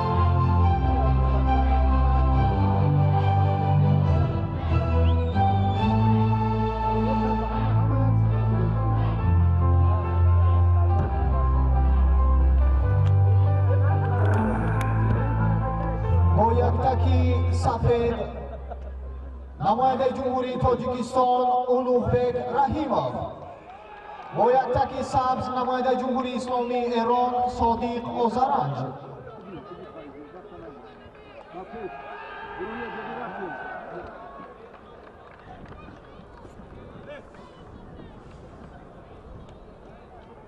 همینطور نیروسنجی آغاز گردید. اولوغبک با صادق اوزارنج برای راه یافتن به مرحله نهایی تلاش کرده ایستادند. اینجا پهلوان ایرانی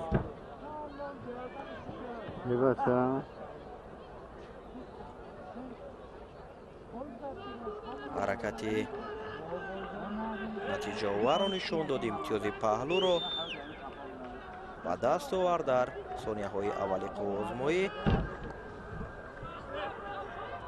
و در ادامه باید اولوغبک هر لحظه را ثمرانک استفاده برد و برای کسب امتیاز تلاش داشته باشد. رقیب هم با این امتیازی به دست آوردهش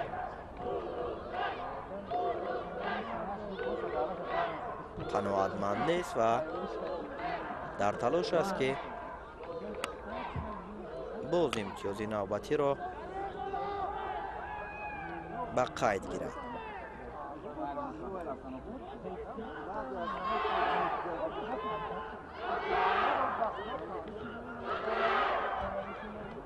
تلاش‌های نوبتی از هر دو جانب، هر دو موقعیت می‌جویند از گریبان یکدیگر خوب داشتند.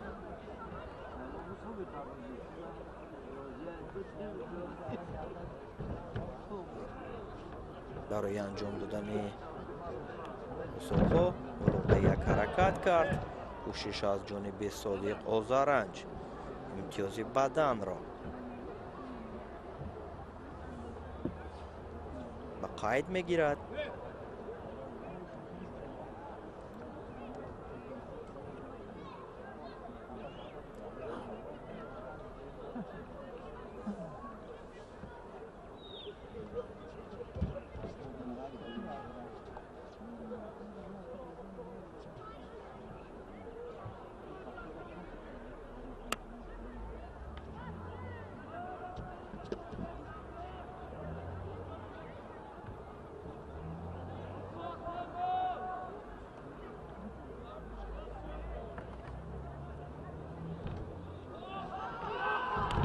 کوشش نوبتی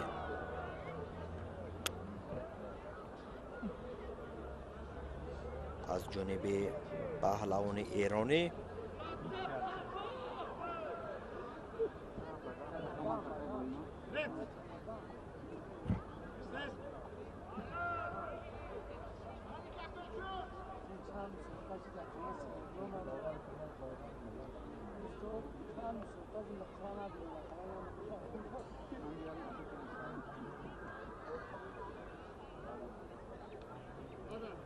имтиёзи дуюми баданро барои Содиқ Озаранҷ нишон дод. доварин қувозмоӣ ва пешсафиро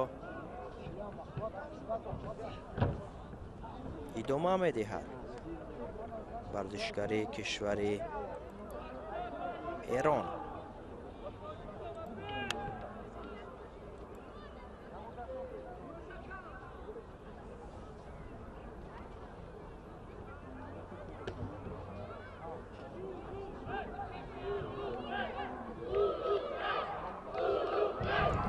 ҳарчанд Улуғбек талош карда истодааст барои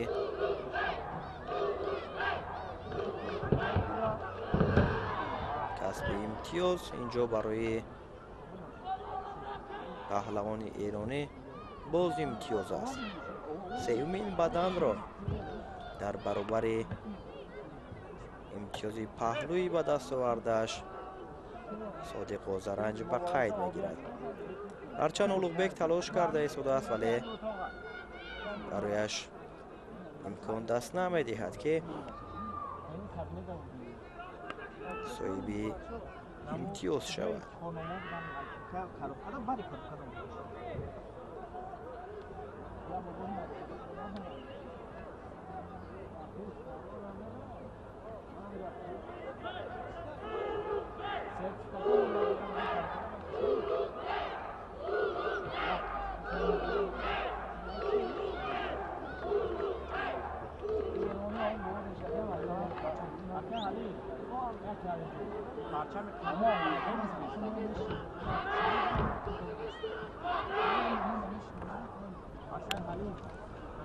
фурсат камтар боқӣ мемонад барои Улуғбек Раҳимов.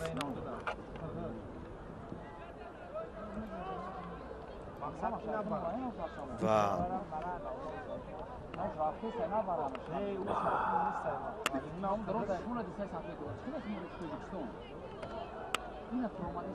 бартарият комилан бар ҷониби Содиқ Озаранҷ аст. меравӣ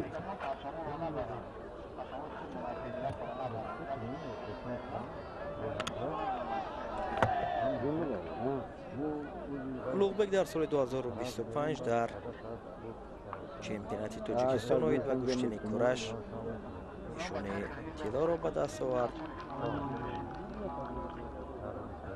ва дар мусобиқоти чемпионати Тоҷикистон оид ба куштингирӣ бошад ба гирифтани нишони нуқра даст ёфт. баъд ба чира биё ба баъди ифтора ба сатҳои 9-8 ба санг мза майло ба 108 нура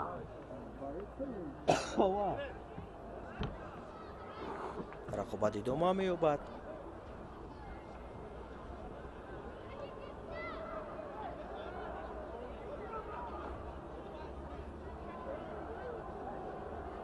талошҳои ҳарду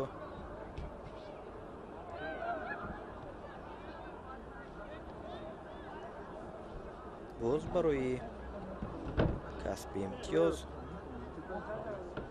Раҳимов як ҳаракатро мехост самаранок истифода кунад. кӯшиши анҷом додааш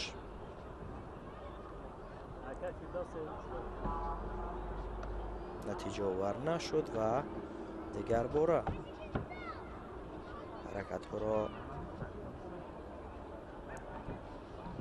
идома дода истоданд.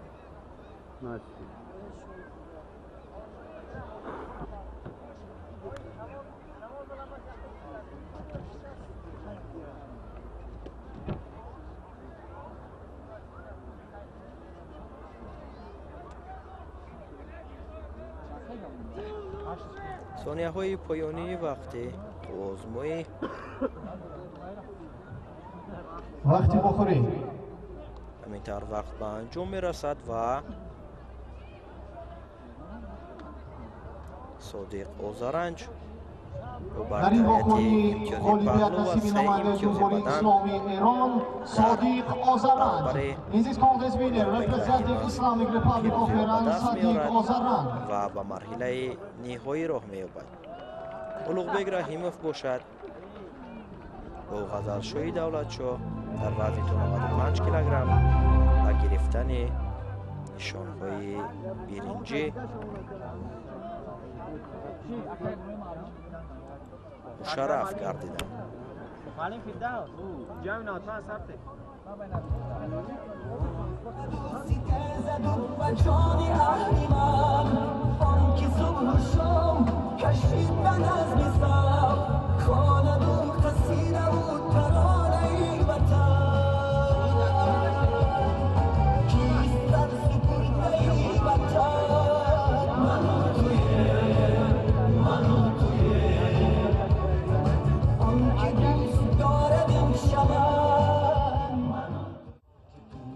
Final male under 95 kilos in white, representative Uzbekistan Jonibek Kazokov, with representative Islamic Republic of Iran Sadiq Azaran.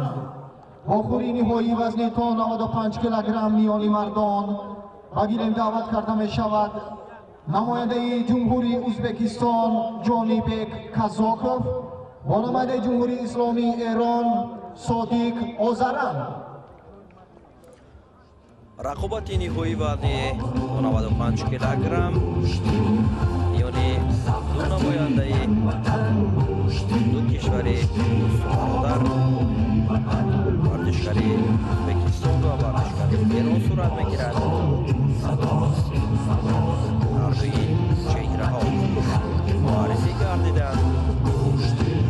پهلوان ازبکستان جانبک کازاکوف با یک تک سفید است و صادق آذرنج باشد با یک تک سبز. تلاش‌های هر دو برای کسب نشان طلای representative Uzbekistan Jonibek Kazokov and athlete with green yaktan representative Islamic Republic of Iran Sadiq Ozaran.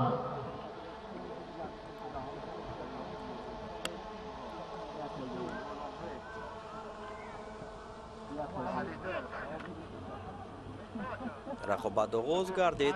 نیروسنجی را داوری درجه بین المللی از تاجیکستان دلشادزاده علی بک حکمی کرده ایستاده است. تلاش‌های هر دو برای کسب نشان طلا بسیار پرتلاش است.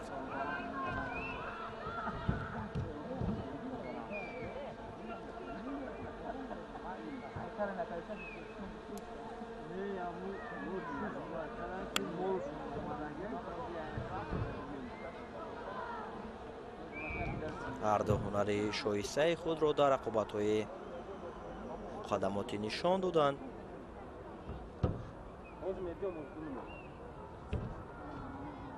هنری هر دو را در مرحله نیم نهایی دیدیم. یکی غزلشوی دولتشاه و دیگری اولوغبک رحیموف را شکست داد و اکنون بهر کسب نشان طلا در برابر یکدیگر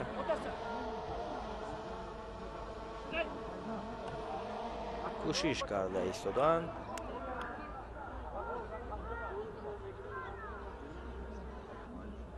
باید قید نماییم که صادق آذرنج قهرمان بازی‌های آسیایی هنجاو به حساب برآمد. از عمود گشتین کورش نشان طلای بازی‌های آسیایی را در کارنامه‌اش به قید گرفته است. پهلوان ایرانی اکنون در برابر جانبک کازاکوف چی نتیجه را نشان داده می‌تواند ما متوجه می‌شویم. کوشش‌های جانبک برای کسب امتیاز تا این لحظه ها زیادتر به چشم می رسد. اینجا مربیان برای کازاکوف مصلحت می دهند و اشاره می شود که همین گونه ادامه دهد حرکت ها را و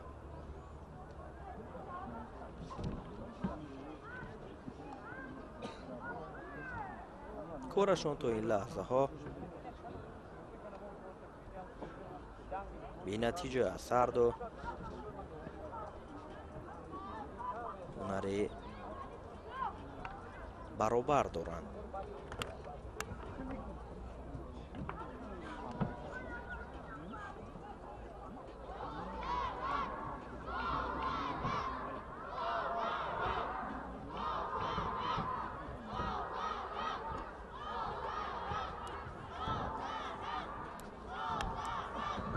فشارآوری زیاد می شود. جنوبک تلاش را زیاد کرده ایستاده است.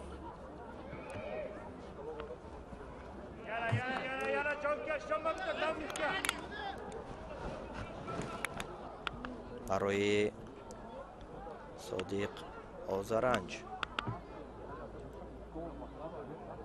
داور آگاهی نشان داد و او را میگوید که اکنون فعالی را زیادتر کند چون حرکت ها بیشتر از جانب کازاکوف دیده می شود.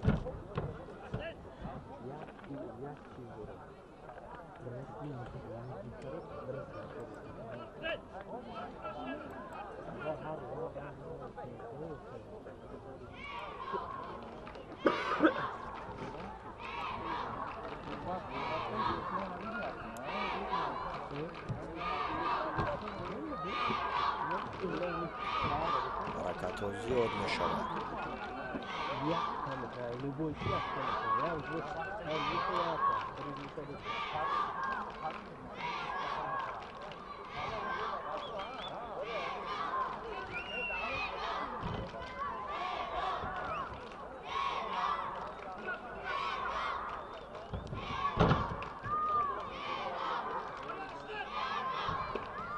ششوی نوبتی از جانب کازاکوف.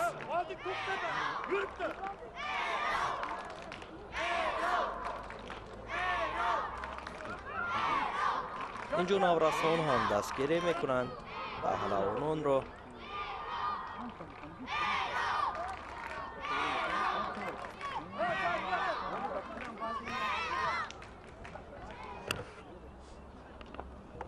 دقیقه آخری آزمایی است و تا این لحظه هر دو امتیازی را به قید نگرفتند. بیان جونت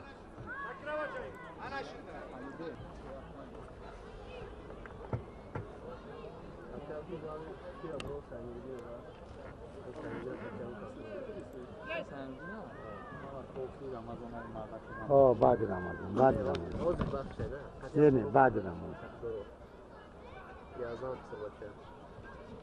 پوری دوره اینجا چی دوره؟ توی دوره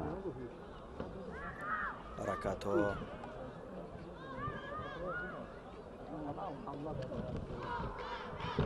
زیاد می شود در لحظه های پایانی و هم صادق آذرنج و هم جنوبک کازاکوف بهره به دست آوردن امتیاز تلاش کرده ایستادند. جنوبک امتیاز بدن را به دست آورد در لحظه های پایانی وقت.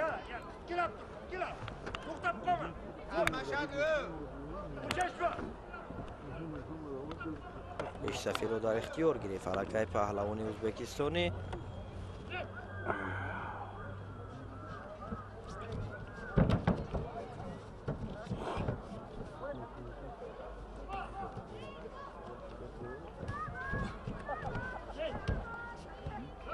هرچند فشارآوری را زیاد میکند صادق آذرنج ولی نتیجه لازم است. اینجا 7 ثانیه دیگر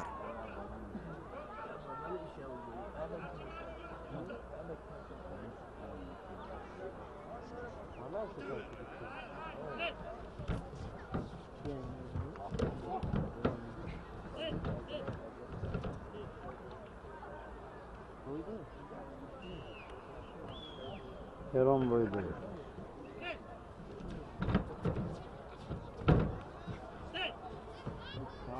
ҳамин тавр барои роҳ ёфтан аниқтараш барои касби нишони тилло ҷонибек казоков тавонист ки бо як имтиёзи бадан дар баробари содиқ озаранҷ ғолибиятро ба даст биёраду нишони тиллоро моли худ намояд. содиқ озаранҷ бошад ба гирифтани нишони нуқра даст меёбад. як рақобати бисёр ҳам мушкилро дар баробари якдигар чеҳраҳо нишон доданд ва дар лаҳзаҳои поёни ҷонибек казоков вазиятро ба даст гирифт ва соҳиби имтиёзи бадан шуд ки ин натиҷа ӯро ғолиби вазн гардонид.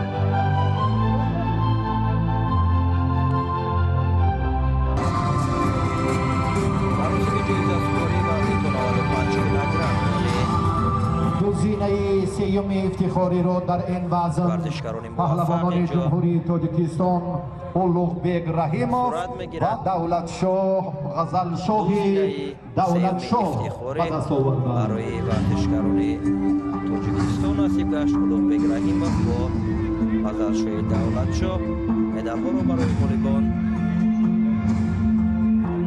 نماینده فدراسیون بین‌المللی کشتیگیری خسرویان تقدیم می‌کنند. صادق آذرند از ایران برنده مدال نقره این وقت گردید و جانبek کازاکوف ورزشکاری جمهوری ازبکستان صاحب زینه اول مدال طلا شد. جانبek کازاکوف نشانی طلا را مال خود. مدیر شعبه داوران فدراسیون گشتیگیری تاجیکستان دیپلم و جایزه پولی را داران تحفه‌های پولی را تقدیم می‌کنند. غالبان سمندر محمدی تقدیم می‌کنند.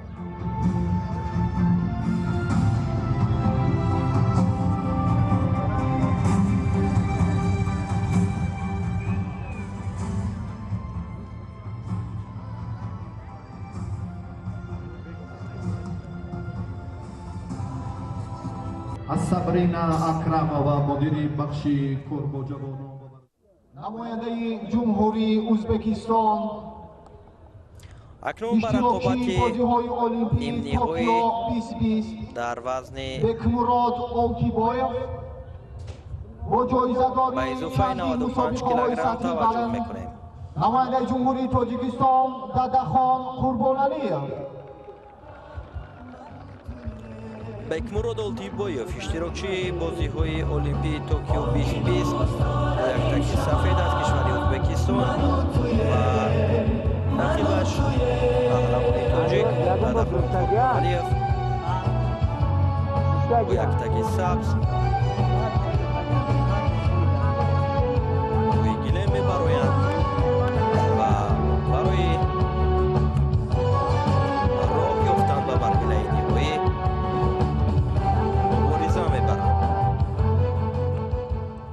با یک تکی سفید نماینده جمهوری ازبکستان بکمراد آلتیبایف با یک تکی سبز نماینده جمهوری تاجیکستان داداخان قربانعلیев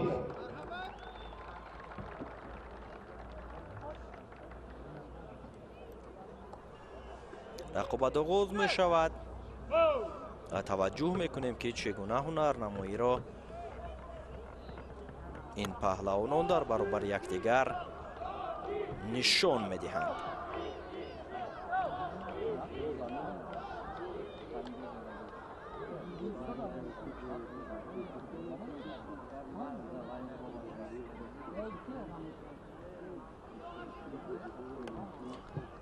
аз миёни паҳлавонони тоҷик миёни сангин вазнҳо умеди асосӣ маст ба Дадахон Қурбоналиев аст барои ба даст овардани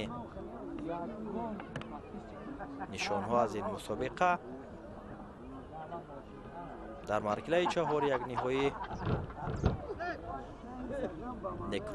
некбахтзодаро шикаст дод ва акнун талошаш барои роҳ ёфтан ба марҳилаи ниҳоӣ бо ҷоизадори бозиҳои олимпӣ аст ки ҳарду дар талош ҳастанд.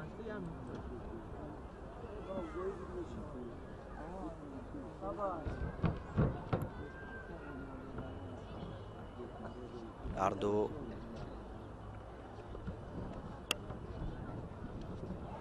дар баробари якдигар бисёр эҳтиёткорона мубориза мебаранд.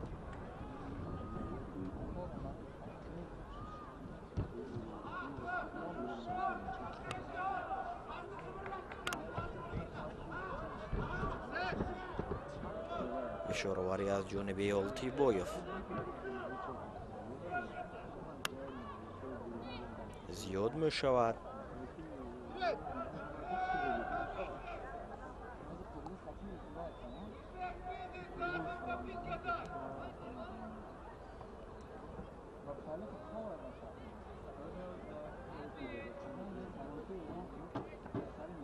тавре ки қайд кардем бисёр бо эҳтиёт гӯштин мегиранд сангин вазнҳо, зеро ки як ҳаракати нодуруст як аксулҳамлае ки анҷом дода мешавад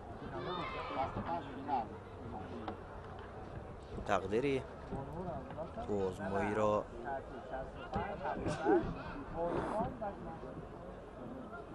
ҳал хоҳад кард. пойзаниҳо аз ҷониби Олтибоев.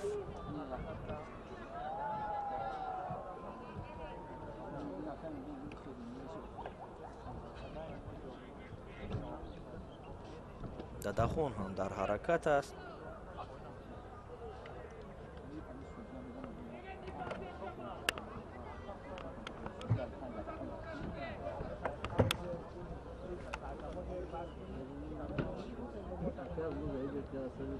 خیلی محمود میکنم میبرم بعدی بچیدن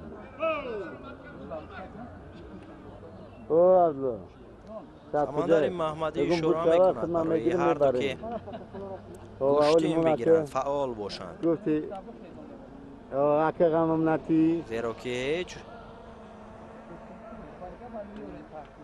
усули ки ҳамон ҳаракатҳои имтиёзовар аз ҳарду ҷониб то ҳол мушоҳида нашудааст. барои Дадахон Қурбоналиев огоҳии аввалро нишон дод овар.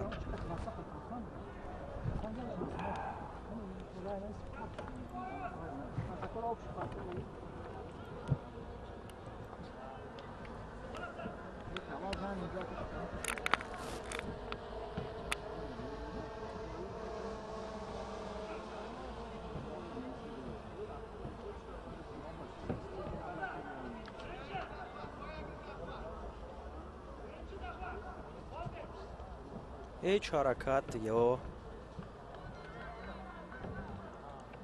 усулеро мо дар нерӯсанҷии ин ҷуфт то ҳол мушоҳида накардем.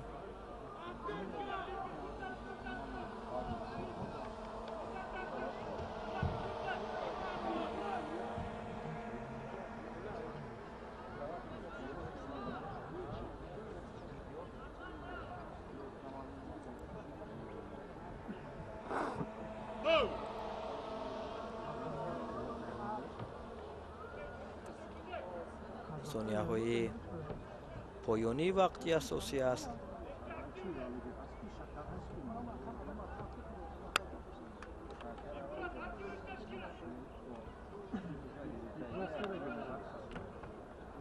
ҳамин тавр вақт ба анҷом мерасад ва барои ғолибро муайян кардан 3 دقیقه دیگر وقتی ایلوگی معین کرده شد.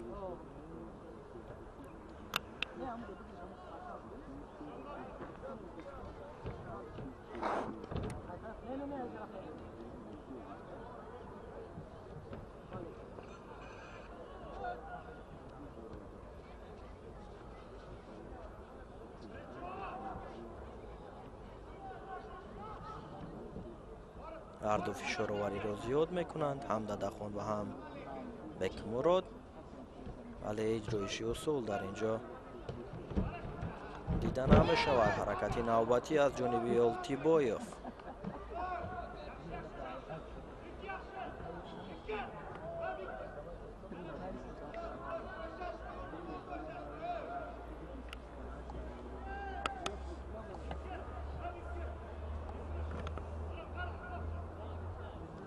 نیست.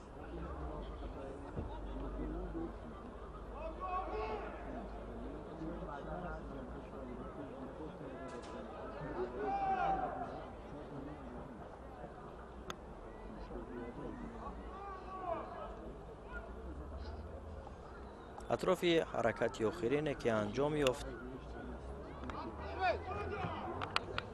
دوران سنجیده بر آمدند. اشاره گردید که امتیازی نیست و رقابت ادامه می‌یابد.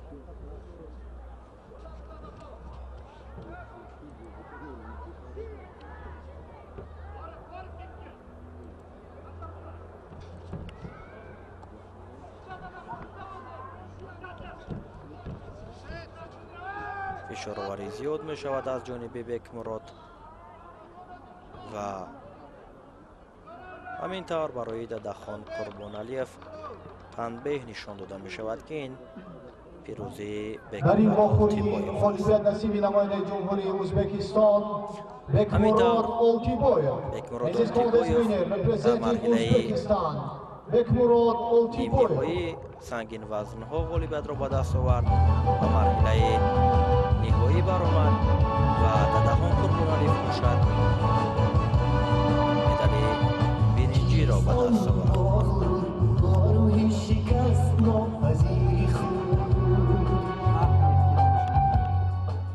واخوری دومی نیمه نهایی وزنی به اضافه 95 کیلوگرم و گیرنده دعوت کرده می شود نماینده جمهوری ازبکستان شیرعلی جورایف و نماینده جمهوری قرقیزستان اولاربek اولو کوروچبek.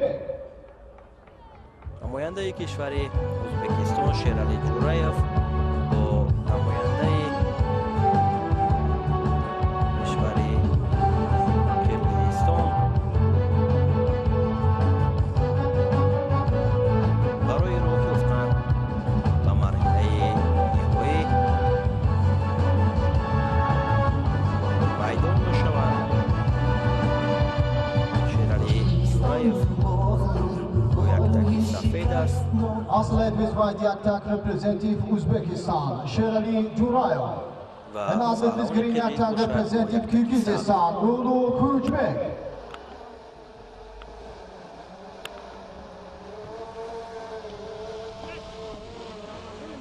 کوروچبک و اولو نماینده کشور قرقیزستان در برابر شیرعلی جورایف برای راه یافتن به مرحله نهایی مبارزه را آغاز نمود. شیرعلی جورایف یکی از پهلوانانی است که بارها در مسابقات های کشتیگیری در عرفه جشن نوروز هنرنمایی او را در تاجیکستان ما شاهد گشتیم.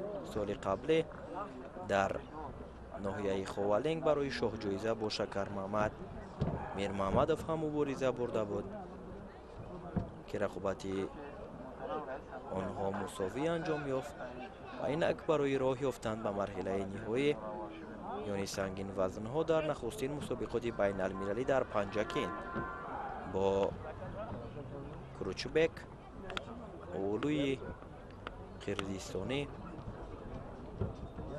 تلاش کرده ایستاده است. 27 هم 26 یا که 27 7 ها 26 رفت 27 میگذره یک روز ده 28 برگشت نه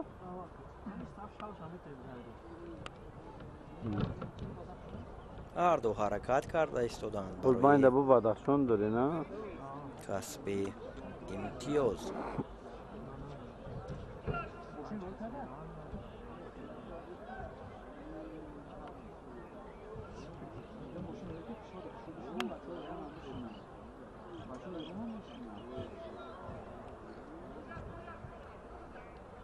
دوره که در بالا هم قید کرده میانی سنگین وزن ها رقابت بسیار احتیاطکارانه پشت سر می شود.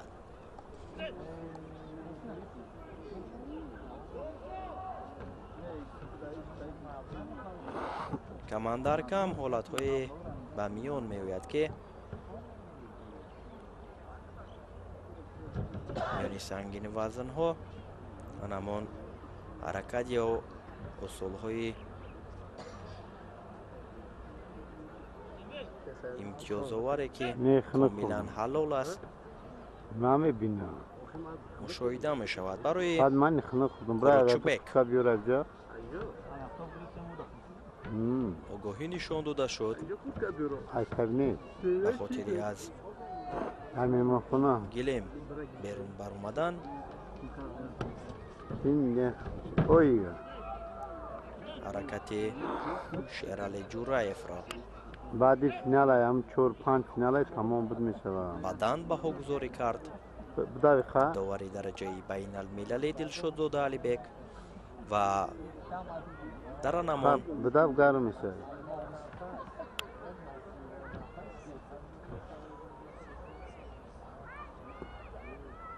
به قول همین تابلویی که قوی از شکرونه کی زد تا حال آگاهی که برای ده کوروچبک و اولو نشان دادند بعد او را کی زد برای ما نشان داده نشده است، ولی به هر صورت پیشرفتی با یک امتیاز بدن بر سود شیرعلی جورایف است. برای پهلوان ازبک هم آگاهی نشان داد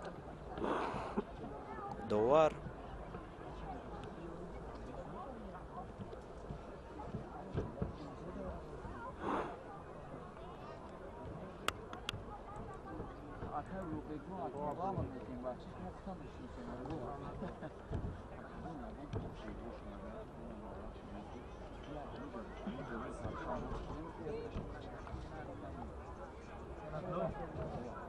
فشارها زیاد می شود در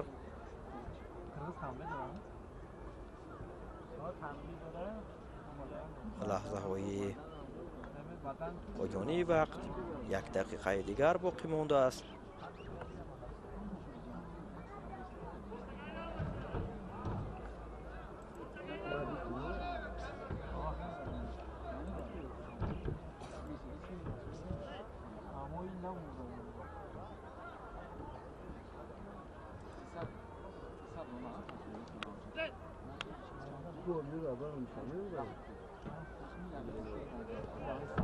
غالب این جفت را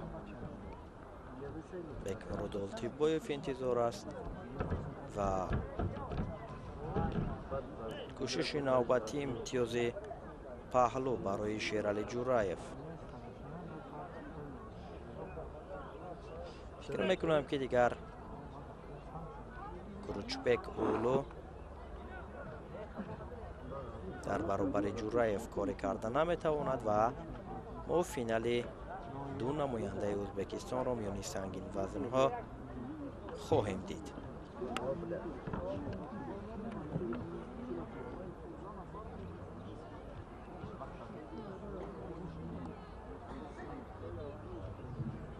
همینطور وقت به انجام رسید و شیرعلی جورایف با برتریت امتیازها غالب می شود و به مرحله نهایی روحش را هموار می کند.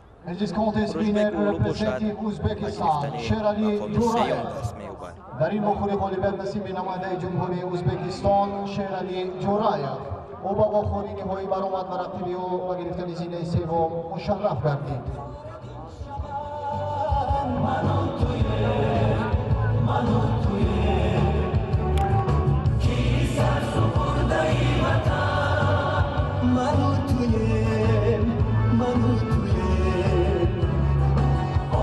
توجه میکنه عراق شیطن‌باره که در رقابت جفت صورت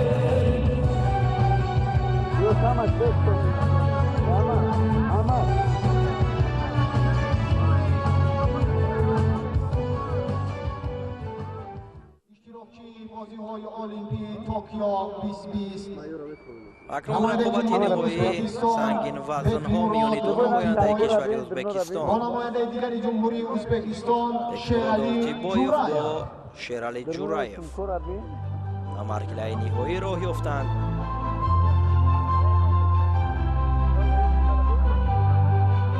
طوری که قید کردیم اکبادور تیبایف اشتراکچی بازی‌های المپیک توکیو 2020 از رشته کشتی جودو محسوب می‌یابد و شیرعلی جورایف هم یکی از پهلوانان صاحب تجربه است که برای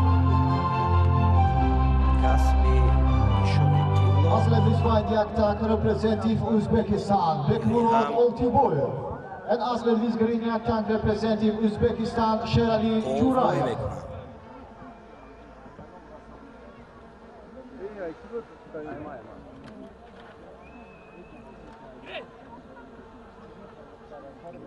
رقابت آغاز یافت و تلاش‌های هر دو میگیرن بیشتر شب رسوب نمیکنن برای به دست آوردن نشان طلا.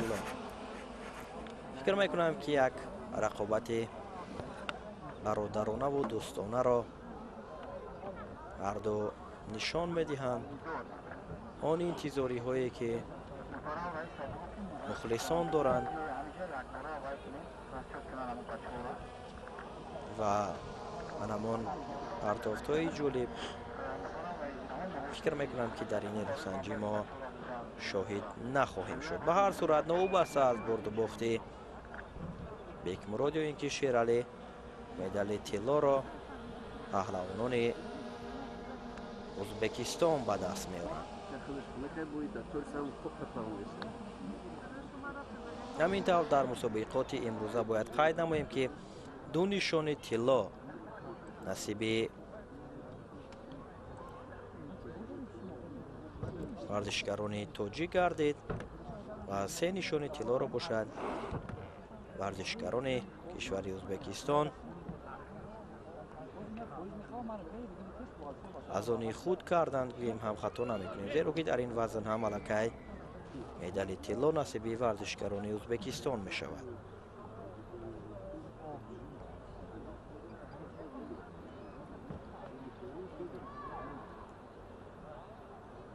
یعنی ورزشکاران وزنشان میانه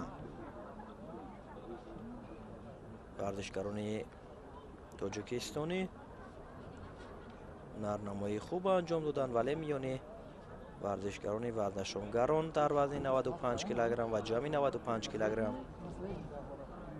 ورزشکاران ما قدر نرنمایی خوب را نشان دادن نتوانستند.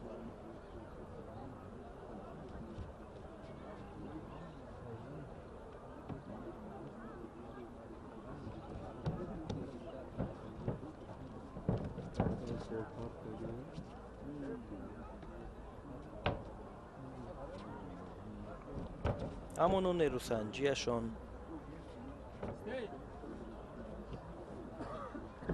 بی نتیجه است و اینجا برای اولتیبایف آگاهی نشان میدهند. هم یک بله یادستم منش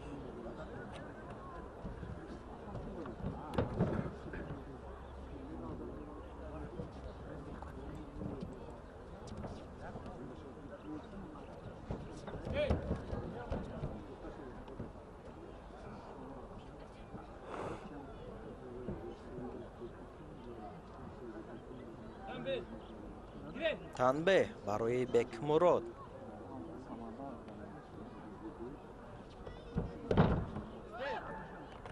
пойзани Шерали Ҷураев. инҷо фикр мекунам ки имтиёзи бадан буд барои Шерали Ҷураев, зеро ки расиш аз ҷониби ӯ сурат гирифт. дар ҳолате ки ба миён омад,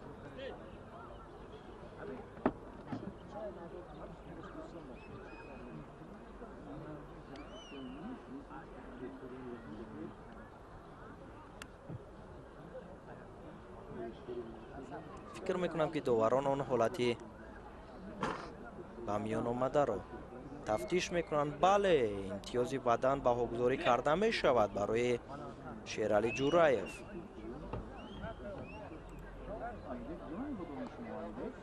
пешсафӣ бар ҷониби паҳлавони сабзпӯш аст.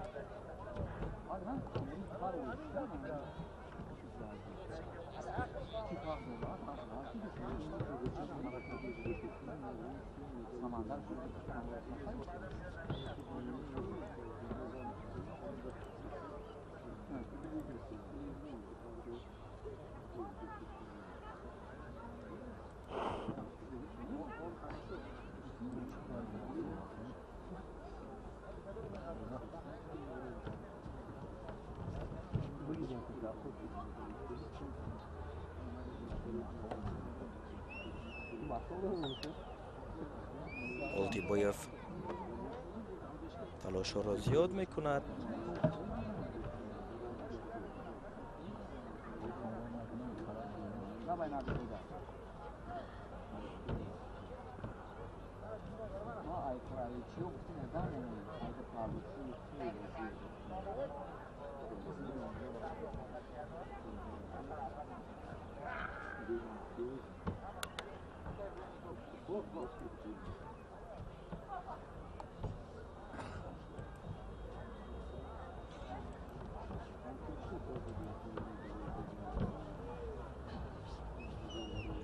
Шерали Ҷураев танҳо ва танҳо худро аз ҳамлаҳои рақиб канор мегирад, чун фурсат хело кам аст то анҷоми вақт. вале Олтибоев ҳам он қадар талош намекунад ва мисле ки бо медали нуқра қаноат карда нест. ҳамин тавр вақт ба анҷом мерасад ва нишони тилло насиби Шерали Ҷураев мешавад ва бекмурод Олтибоев бошад ба гирифтани که بخشیده و تجلیلی و جشن بین المللی نوروز در شهر پنجکenti بوستون برگزار گردیده ایستاده است. نماینده جمهوری ازبکستان شیرعلی جورایف.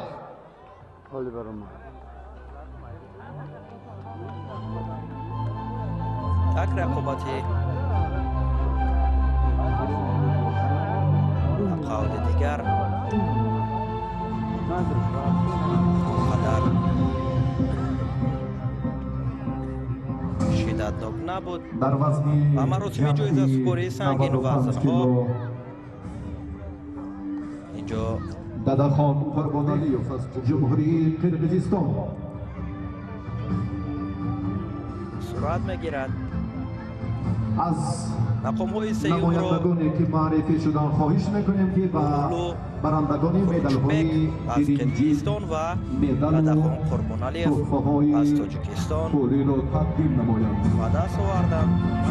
مدال‌ها را به غالبان مدیر بخش گرگ جوانان و ارتش شهر پنجکent صبرینا اشتراکی بازی‌های المپیک توکیو 2020 بکمراد اولتیبویف برنده مدال نقره شد. شیرالی جورایف پهلوانی خیلی نامآشنای کشوری شیرالی جورایف باشد و گرفتن طلا گردید. نشان طلا دست. همچنین به غالبان مقام سیوم 2500 سامانی تحفه ایدانه در برابر دیپلم و مدال‌ها به جایزه‌داران با برنده مدال نقره بکمراد اولتیبویف با مبلغ 5000 سامانی نشون برنجی 2500 سومونی سرفراز می‌گردد. برنده و در نشون این نقره برابر و 5000 غالبی وزنی سومونی از همگران شیرالی غالب این جورایف وزن شیرالی 10,000 جورایف سومونی 10,000 سومونی مکافات جایزه پولی جشنی سپرده تقدیم می‌شود. کرده شد. سپاس و تشکر. به عکس خاطر خاطروی دستاورد با ورزشکاری پهلوانان ازبکستان سرود ملی کشوری موفقی ازبکستان وزنی صدا از می‌دهد و همگران گزارش خود مسابقات را از جریان این مسابقات به انجام می‌رسانیم. خیر تنسیت و خانه آباد باشید و همیشه پیگیر برنامه‌های تلویزیونی ورزش بمانید.